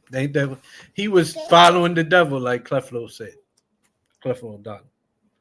So let's go. First Maccabees 3, verse 1. Then his son Judas, called Maccabees, rose up in his stead, and all his brethren helped him. And so did all they that held with his father. And they fought with cheerfulness the battle of Israel. So he gat his people great honor, and put on a breastplate as a giant, and girt his warlike harness about him. And he made battles, protecting the host with his sword. In his acts he was like a lion, and like a lion's whelp roaring for his prey. For he pursued the wicked, and sought them out, and burnt up those that vexed his people. Wherefore the wicked shrunk for fear of him, and all the workers of iniquity were troubled, because salvation prospered in his hand. All right, so we got a lot. I'm gonna actually start skipping stuff, but so the Greeks came on the scene, the Edomites. They started doing all this wickedness to Israel. They defiled the temple, right? The Most High raises up Mattathias. They defiled the temple and the people, not just the temple. The Most High raises up Mattathias, and then he and his sons. And Mattathias dies, and Judas takes over in his stead. So, and now we're reading about all the mighty acts of Judas Maccabees, where you get the book, the title of the book Maccabees is named after Judas because he was the one that was Maccabees. The other sons had different surnames, right? So it said that his acts, he was like a lion, and like a lion's whelp roaring for the prey. He's also a prelude to. It's kind of like a little prelude to Yahushua because remember in Second Ezra, the I believe 11th and 12th, where it basically describes Esau's kingdom as the eagle. Y'all familiar with that? That one? The end, who comes in against the eagle? The lion. Remember that? So Judas, during this time, he's the Most High raised him up. He's that lion coming against the eagle. What verse we at? Go ahead. We're gonna read down to 9, and then we're going to second back. He grieved also many kings and made Jacob glad with his acts. And his memorial is blessed forever. Moreover, he went through the cities of Judah, destroying the ungodly out of them, and turning away wrath from Israel. So that he was renowned unto the utmost part of the earth, and he received unto him such as were ready to perish. So, and now we're going to second Maccabees 8, 1-7.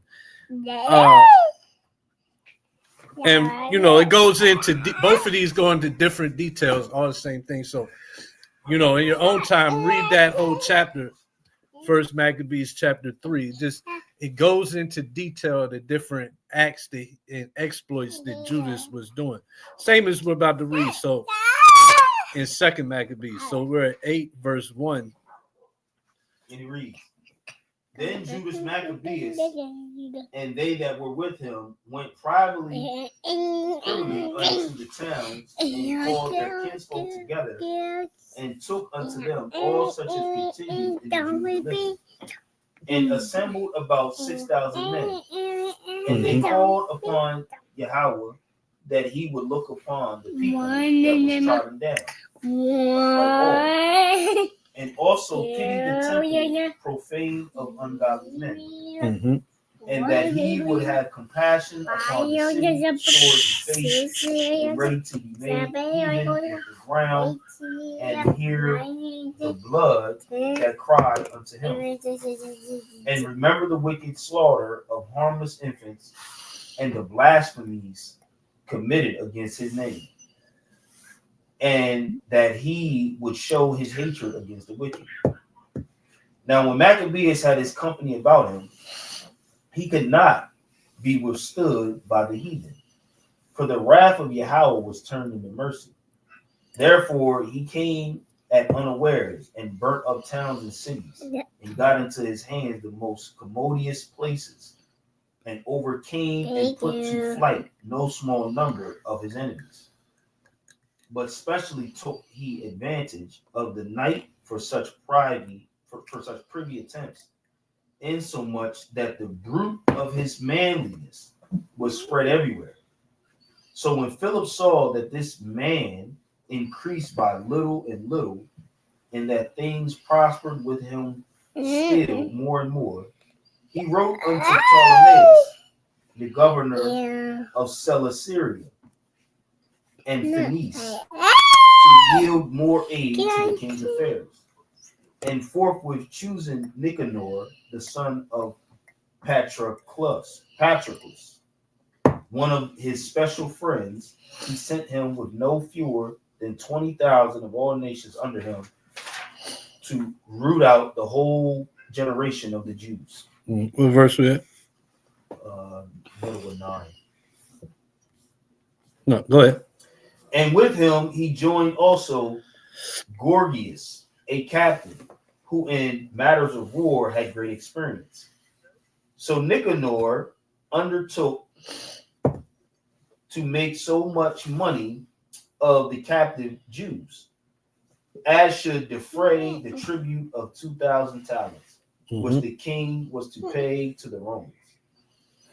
Wherefore immediately he sent to the cities upon the seacoast, proclaiming a sale of captive Jews, and promised that they should have 80 bodies for 1 talent, not expecting the vengeance that was to follow upon him from the Almighty Yahweh.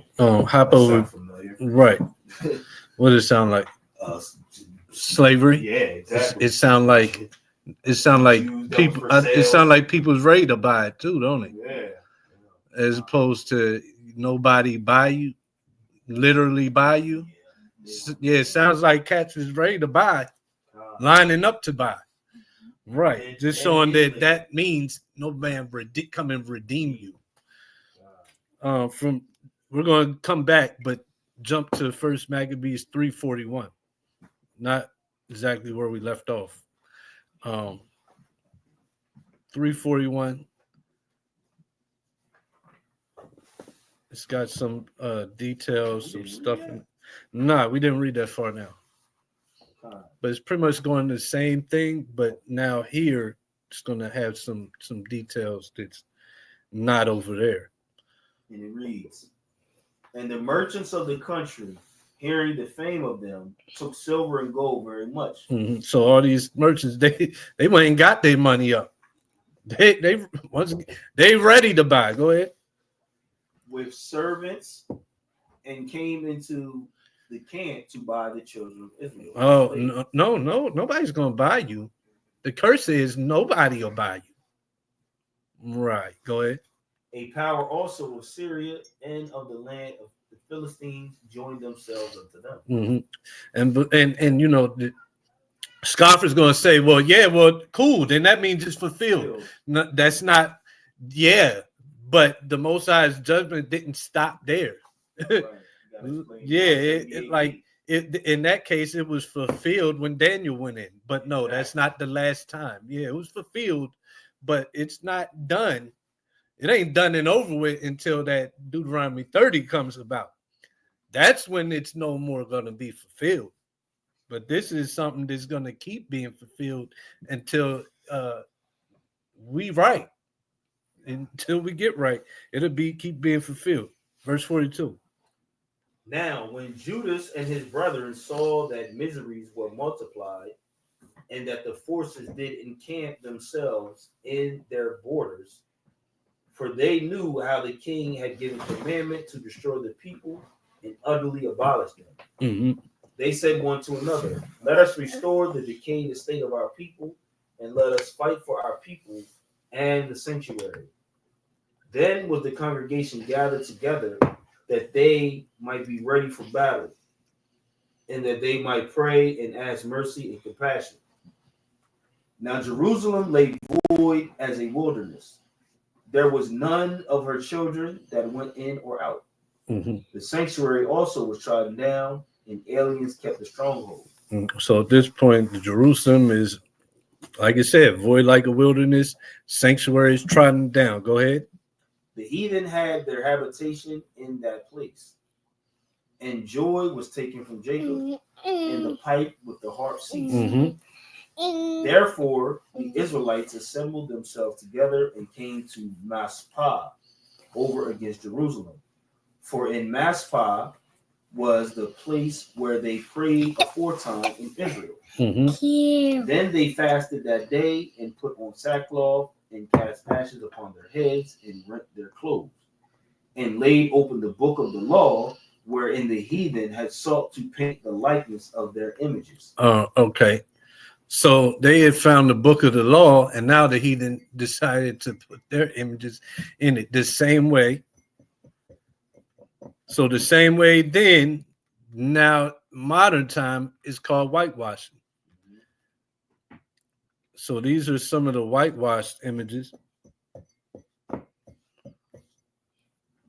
Right? These are the whitewashed images. This is where they did the same thing that they did in BC time. They came back around, they did it again. That's Isaiah the prophet. This is Moses. This is the guy that put his hand in his bosom, pulled it out, and it was white. Put it back in and went back to his normal flesh. This is the guy.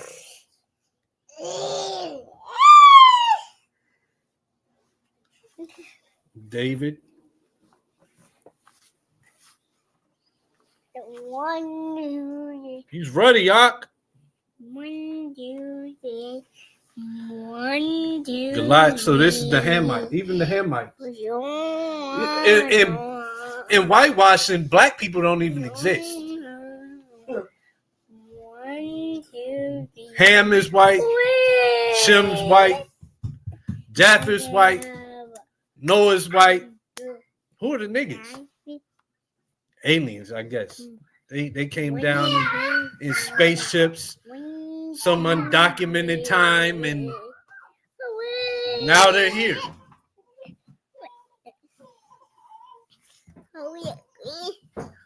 So that's whitewashed images, and then real Bible art. Prophet Elijah and Elisha, 1400s.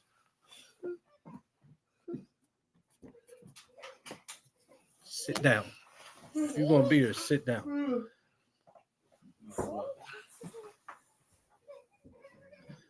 Assembly of the Angels, 1400s as well. And look how old these paintings are, as opposed to the whitewashed ones. They're so new and clean looking. I guess that's your house shine in the middle. Angels with your house shine in the middle. All brown skin. This is 1300s. This is a painting of Yahweh Shai healing. Look at this. The disciple got an afro. Both of them.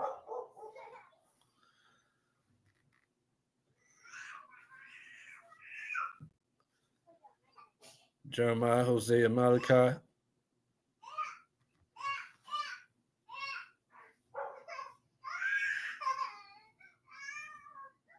This is Abraham, Isaac, Jacob, Yahweh Shai, or the angel. Either way, all woolly-haired Negro, right? This is the Verone Monastery. Same wall painting where this. Oh, look at all the dead saints in their bosom.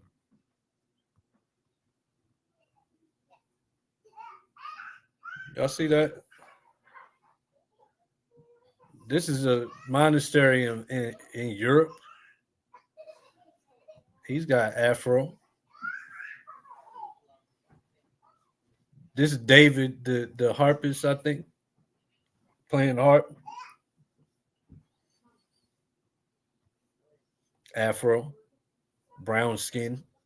Angel, brown skin.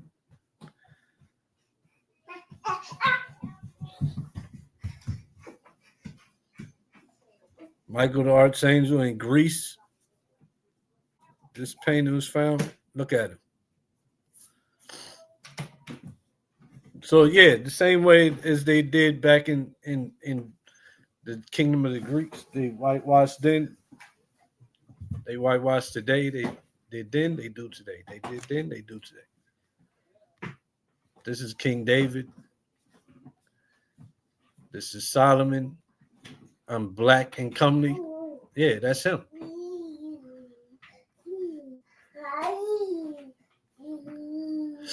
More angels. Israelites being resurrected from the graves. Black. Resurrection of the dead in the last day. This is Verone Monastery too. Same place I got this image. But yeah, so the you know, that's what they do.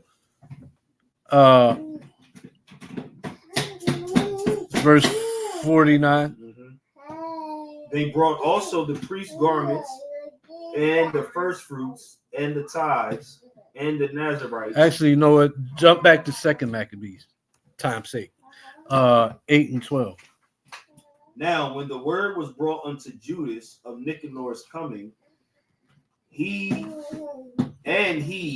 was imparted unto those that were with him, that the army was at hand. They that were fearful and distrusted the justice of Yahweh fled and conveyed themselves away. Others sold all that they had left, and withal besought the Most High to deliver them, being sold by the wicked Nicanor before they met together. And if not for their own sake, yet for the covenants he had made with their fathers, and for his holy and glorious name's sake, by which they were called.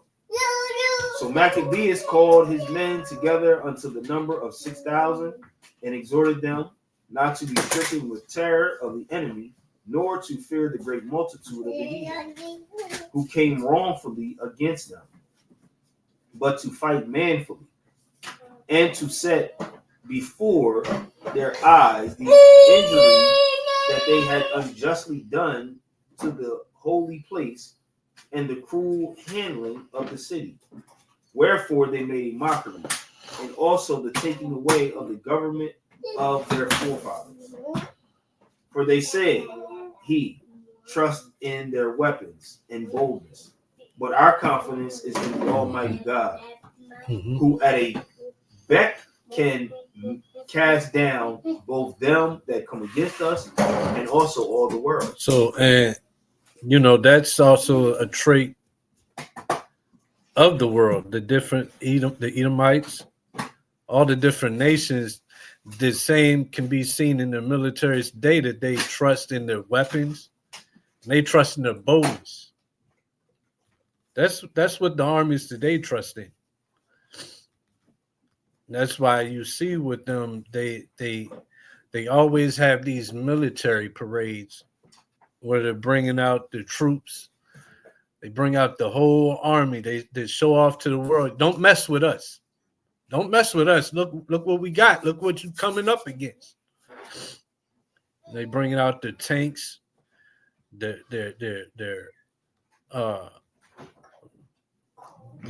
what are these called? Their missiles. They flashing them for the world to see. Like, you mess with us, you're gonna need to pray, is the message. And this is an old picture, but they was calling this one Nike Zeus. So see, this is U.S. Army, by the way. So if they're not the Greeks, why is their arsenal being named after Greek gods? But it's different people. Nike Zeus. And Nike means victory. So that must be saying victory for Zeus. And it's coming at the hands of this missile. Don't make us push the button on this missile, or it's Nike victory for Zeus. They have another one called Moab. Yeah, I didn't even find that one, but yeah, that's the Chinese. They got one called Moab, but they ain't Moab.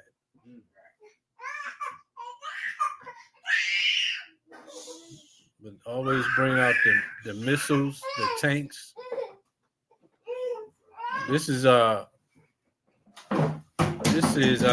think this is China. They got a big army. Like it's a sea of soldiers behind these trucks with this carrying missiles.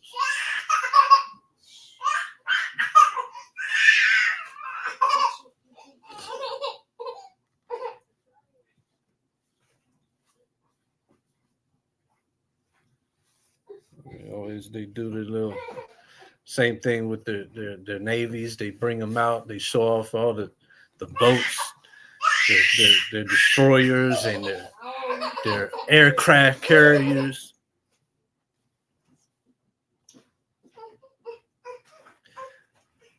And they while they boast of nation under God, they don't really put their faith in God, because obviously they don't follow the laws of God.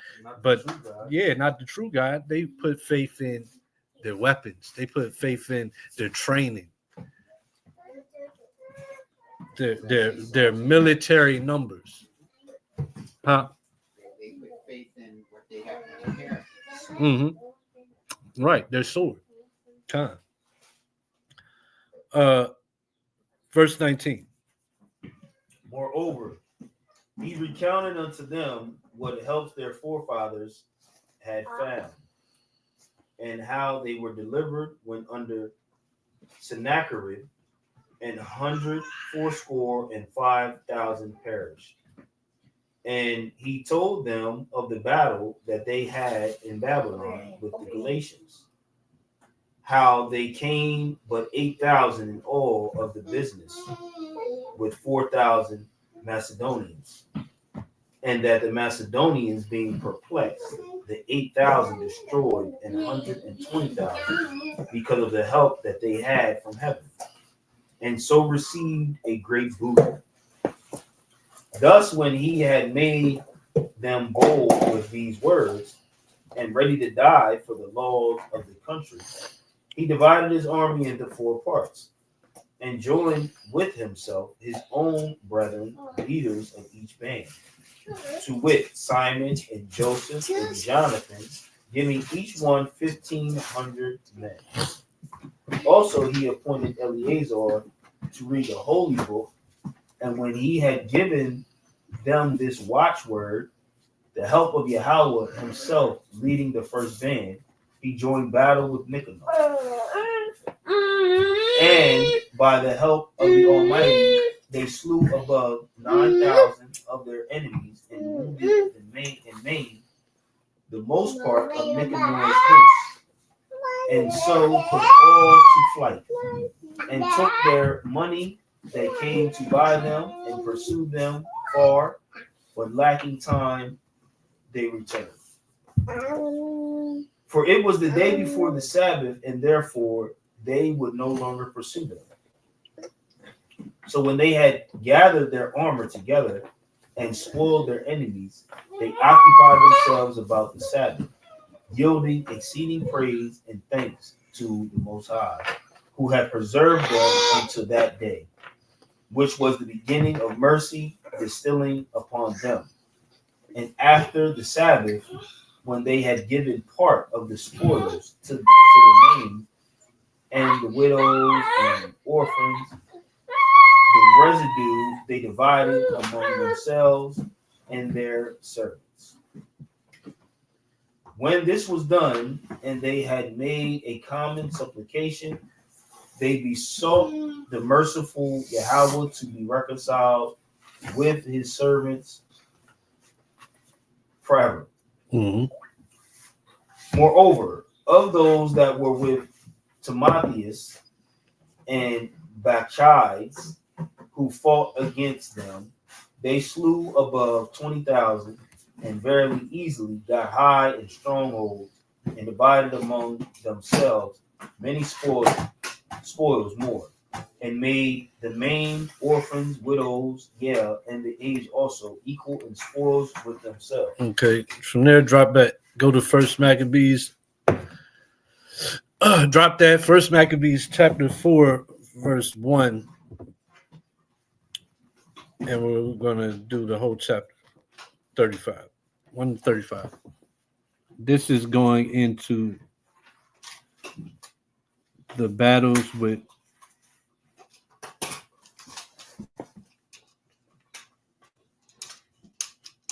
this is going into the battles, last battles before,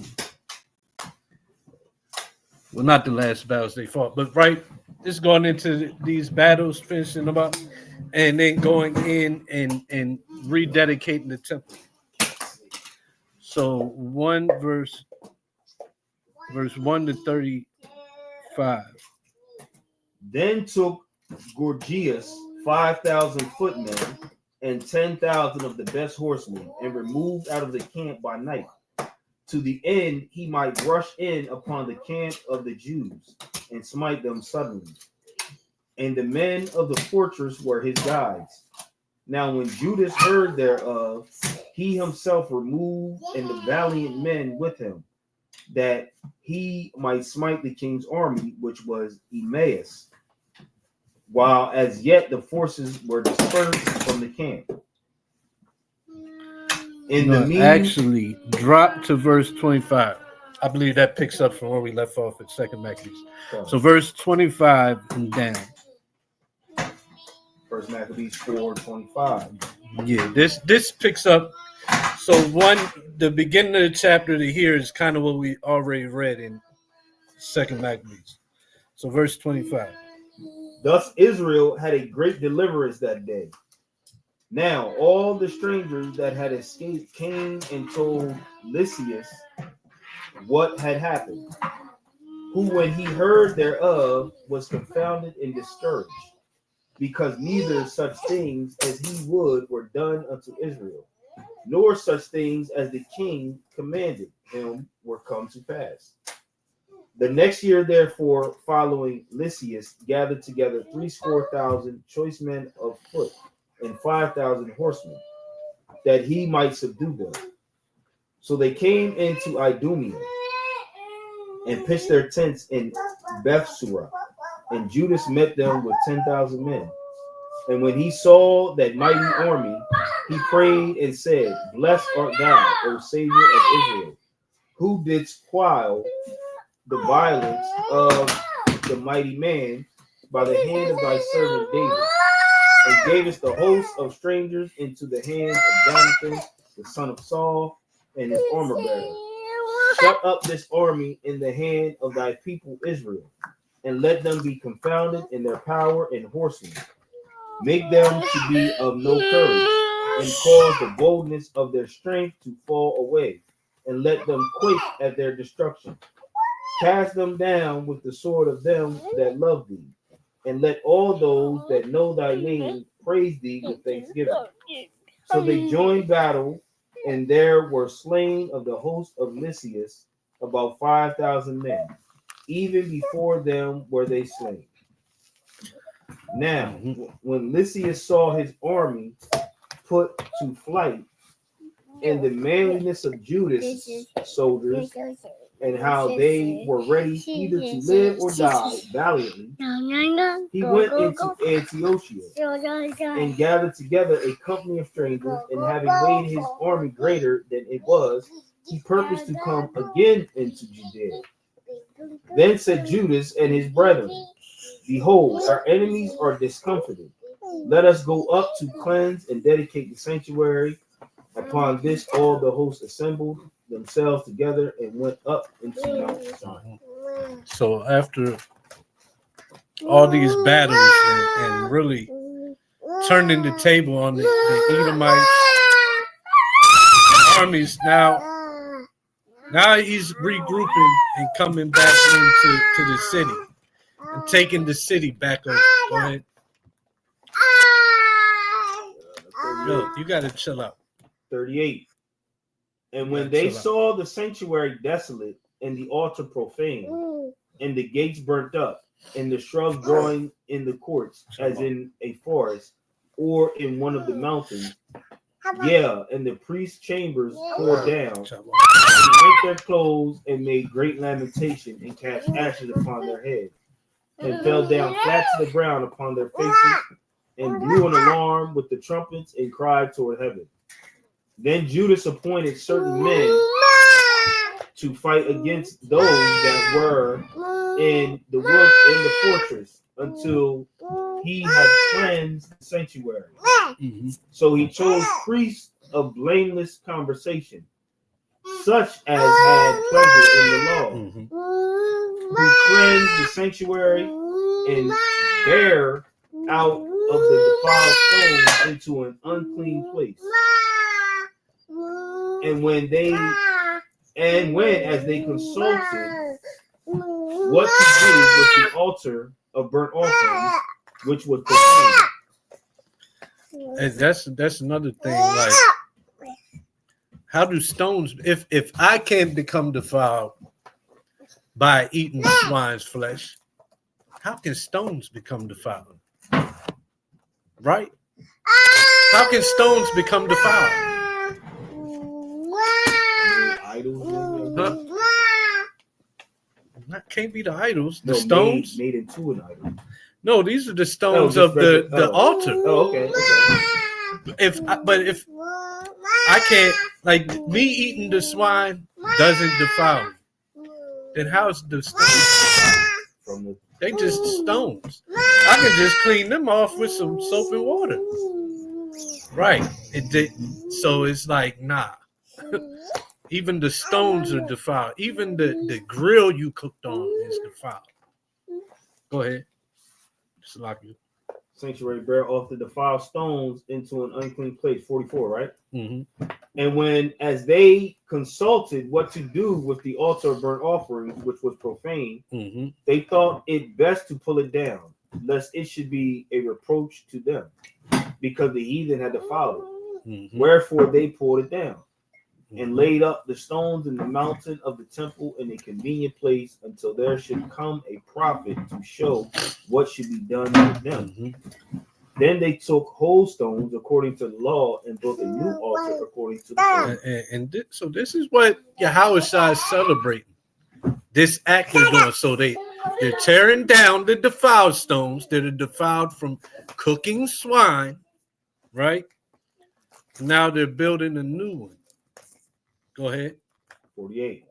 And made up the sanctuary and the things that were within the temple and hallowed the courts. They made also new holy vessels, and into the temple they brought the candlestick and the altar of burnt offerings and of incense and the table.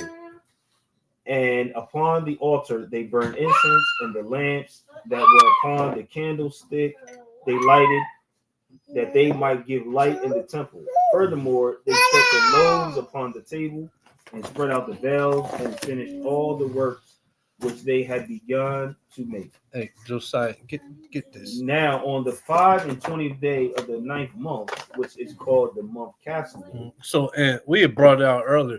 This is when they was keeping the feast of Saturnalia, right? It was about the 25th of Castle, and that's the day that Antiochus came in and was keeping his feast and defiled the temple. The 25th of Castle. Go ahead. In the 148th year, they rose up betimes in the morning and offered sacrifice according to the law upon the new altar of burnt offerings which they had made. Look at what time and what day the heathen had profaned it. Even in that was it dedicated with songs and citherns and harps and cymbals. Then all the people fell upon their faces, worshiping and praising the Most High of heaven, who had given them good success. Mm-hmm. And as they kept the dedication, Oh, that's what you were saying? Yeah. Oh, okay. So they kept the dedication of the altar 8 days and offered burnt offerings with gladness and sacrificed the sacrifice of deliverance and praise.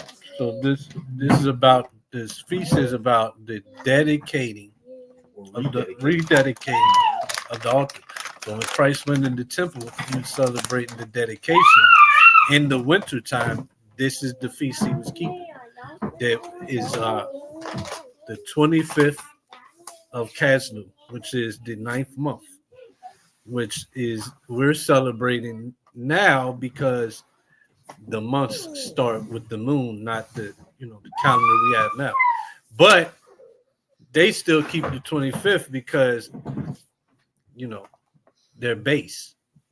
They're base people. The calendar changed, but the day stays the same. So it's the 25th of December for them, but we still follow the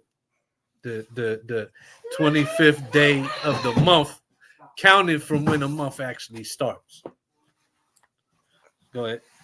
8, verse 57. They did also the forefront of the temple with crowns of gold and with shields, and the gates and the chambers they renewed and hang doors upon them. So this even gives you, if you want to decorate. God. This they out here, they got their lights, their little decorations. It's nothing wrong with decorating just because they do it. Now their decorations is wicked and different, but you can decorate for the Feast of Dedication. You want to go? I was looking earlier because I seen the sister online. She had Hanukkah decorations with the 7-point moon. Not the 9. Yeah, I asked her where you get it. She said Temu. And I was going to order some, but it won't come in time. So, yeah. But I'm going to remember that for next Order time. for They next- got yeah, them with order the 7 Yeah. branch menorah. But yeah, so you decorate with some lights. Just don't get them. Don't get them lights, but you can have some lights, candles, some shields, some crowns, right? You really whatever you want, but not Christmas decor. So you can decorate for feast of dedication, and really any feast day. So go ahead. Nothing. This shows though, it's nothing wrong with decorating for a feast day. Be festive. Ain't nothing wrong with that. Go ahead. 58. Thus was there very great gladness among the people, for that the reproach of the heathen was put away. Moreover, Judas and his brethren with the whole congregation of Israel ordained that the days of the dedication of the altar should be kept in their season from year to year by the space of 8 days, from the 25th day of the month Caslu, with mirth and gladness. And this is what Christ is celebrating. John 10:22. Go ahead. At that time also they builded up the Mount Zion with high walls and strong towers round about, lest the Gentiles should come and tread it down, as they had done before. And they set there a garrison to keep it, and fortified Bethsura to preserve it, that the people might have a defense against that verse right here shows. So the whole time they've been fighting the Greeks. This lets you know who they are. All this rededication, then of the altar, then building up defense for the city. That you're defended against Idumea, which is Edom, which the whole time we've been reading was the Greeks, Antiochus. That's the Greek way of saying Edom. Right. Idumea is the Greek way of saying Edom. But like it just all comes together. Macedonians became the leaders of the Greek nation. And who we calling the Greeks, who was fighting against Israel this whole history, unless you know right there, they Idumea. They're Edom. Edomites. Revert. So we're gonna read a little bit of chapter 5, verse 1-5, and then I want to read what happened to Antiochus, and then we'll close out because you want to read about his death because that's part of it's 440. So first Maccabees 5, 1-5. Now, when the nations round about heard the altar was built and the sanctuary renewed as before, it displeased them very much. Therefore, they thought to destroy the generation of Jacob that was among them, and thereupon they began to slay and destroy the people. And I like bringing this out because it once again it just goes it shows the mind state they have. Like, okay, y'all is coming back, getting right with the Most High, and they're not pleased with that. Same way today, cats come on and start talking that Israel talk, start talking that I know who I am talk. Then they sending them gatekeepers at them, right? They sending them people this about to take their money or shut them up, right? Because when they see that thing, they know it means they're in. Like one of the main reasons, trust me, one of the main reasons the Apocrypha was taken out is because the Apocrypha says what? But it says says they the last kingdom. So, they see us raising up, they get displeased. They rededicating their, because, really your body's a temple. Oh, you rededicating your temple? Oh, nah, we can't have that. So it displeases them. Go ahead.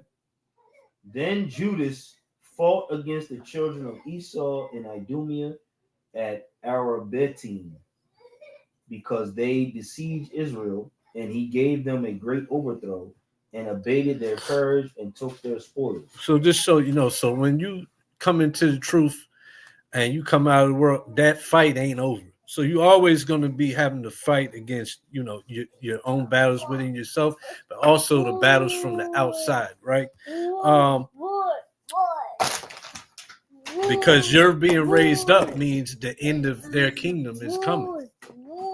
From there, You said 5 down to 5. yeah, I don't want to read that far.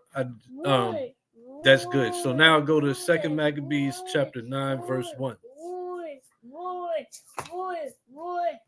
So after the Most High had raised up Judas, got us back the temple, allowed us to rededicate the temple. Then he also, for all those torments we read, just so the Most High, you don't forget. All those torments that Antiochus did comes right back on him, and the Most High, he punished him. And this is how he died. And it reads about 2 Maccabees chapter 9, 1. About that time came Antiochus with dishonor out of the country of Persia, for he had entered the city called Persepolis, and went about to rob the temple, and to hold the city, whereupon the multitude running to defend themselves with their weapons put them to flight. And so it happened that Antiochus being put to flight of the inhabitants returned with shame. Mm-hmm. Now, when he came to Ecbatane, news was brought him what had happened unto Nicanor and Timotheus. And that's what we read about the battles Judas was fighting. They was against Nicanor and Timotheus and Gorgias. Go ahead. Then, swelling with anger, he thought to avenge upon the Jews the disgrace done unto him by those that made him flee. So that's what he swore once he found out that we had got the temple back and destroyed his army. He decided, I'm going to go and avenge upon them. Go ahead. Therefore commanded he his chariot man to drive without ceasing, and to dispatch the journey. The judgment of Yahweh now following him. For he had spoken proudly in this sort, that he would come to Jerusalem and make it a common burying place of the Jews. But the Most High Almighty Yahweh of Israel smote him with an incurable and invisible plague. For as soon as he had spoken these words, a pain of the bowels that was remediless came upon him, and sore torments of the inner parts. And that most justly, for he had tormented other men's bowels with many and strange torments. Howbeit, he nothing at all ceased from his bragging, but still was filled with pride, breathing out fire in his rage against the Jews, and commanding to haste the journey. But it came to pass that he fell down from his chariot, carried violently, so that having a sore fall, all the members of his body were much pained. And thus he that a little afore thought he might command the waves of the sea, so proud was he beyond the condition of man, and weigh the high mountains in a balance, was now cast on the ground and carried in a horse litter, showing forth unto all the manifest power of Yahweh.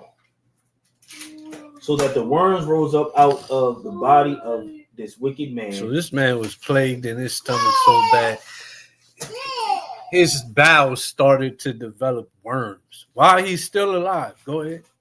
And whilst he lived in sorrow and pain, his flesh fell away, and the filthiness of his smell was noisome to all his army. He was stinking. Go ahead. And the man that thought a little afore he could reach to the stars of heaven, no man could endure to carry for his intolerable So stink. he was falling away so bad and stinking so bad he couldn't even get help. He rotted away. Yeah, he couldn't even get assistance. He's rotten and just think about the smell of a dead body and feces. Nobody's trying to come near him. Go ahead. 11. Here, therefore, being plagued, he began to leave off his great pride and to come to the knowledge of himself by the scourge of Yahweh, his pain increasing every moment. And when he himself could not abide his own smell, he said these words, "It is meet to be subject unto Yahweh." and that a man that is mortal should not proudly think of himself as if he were God.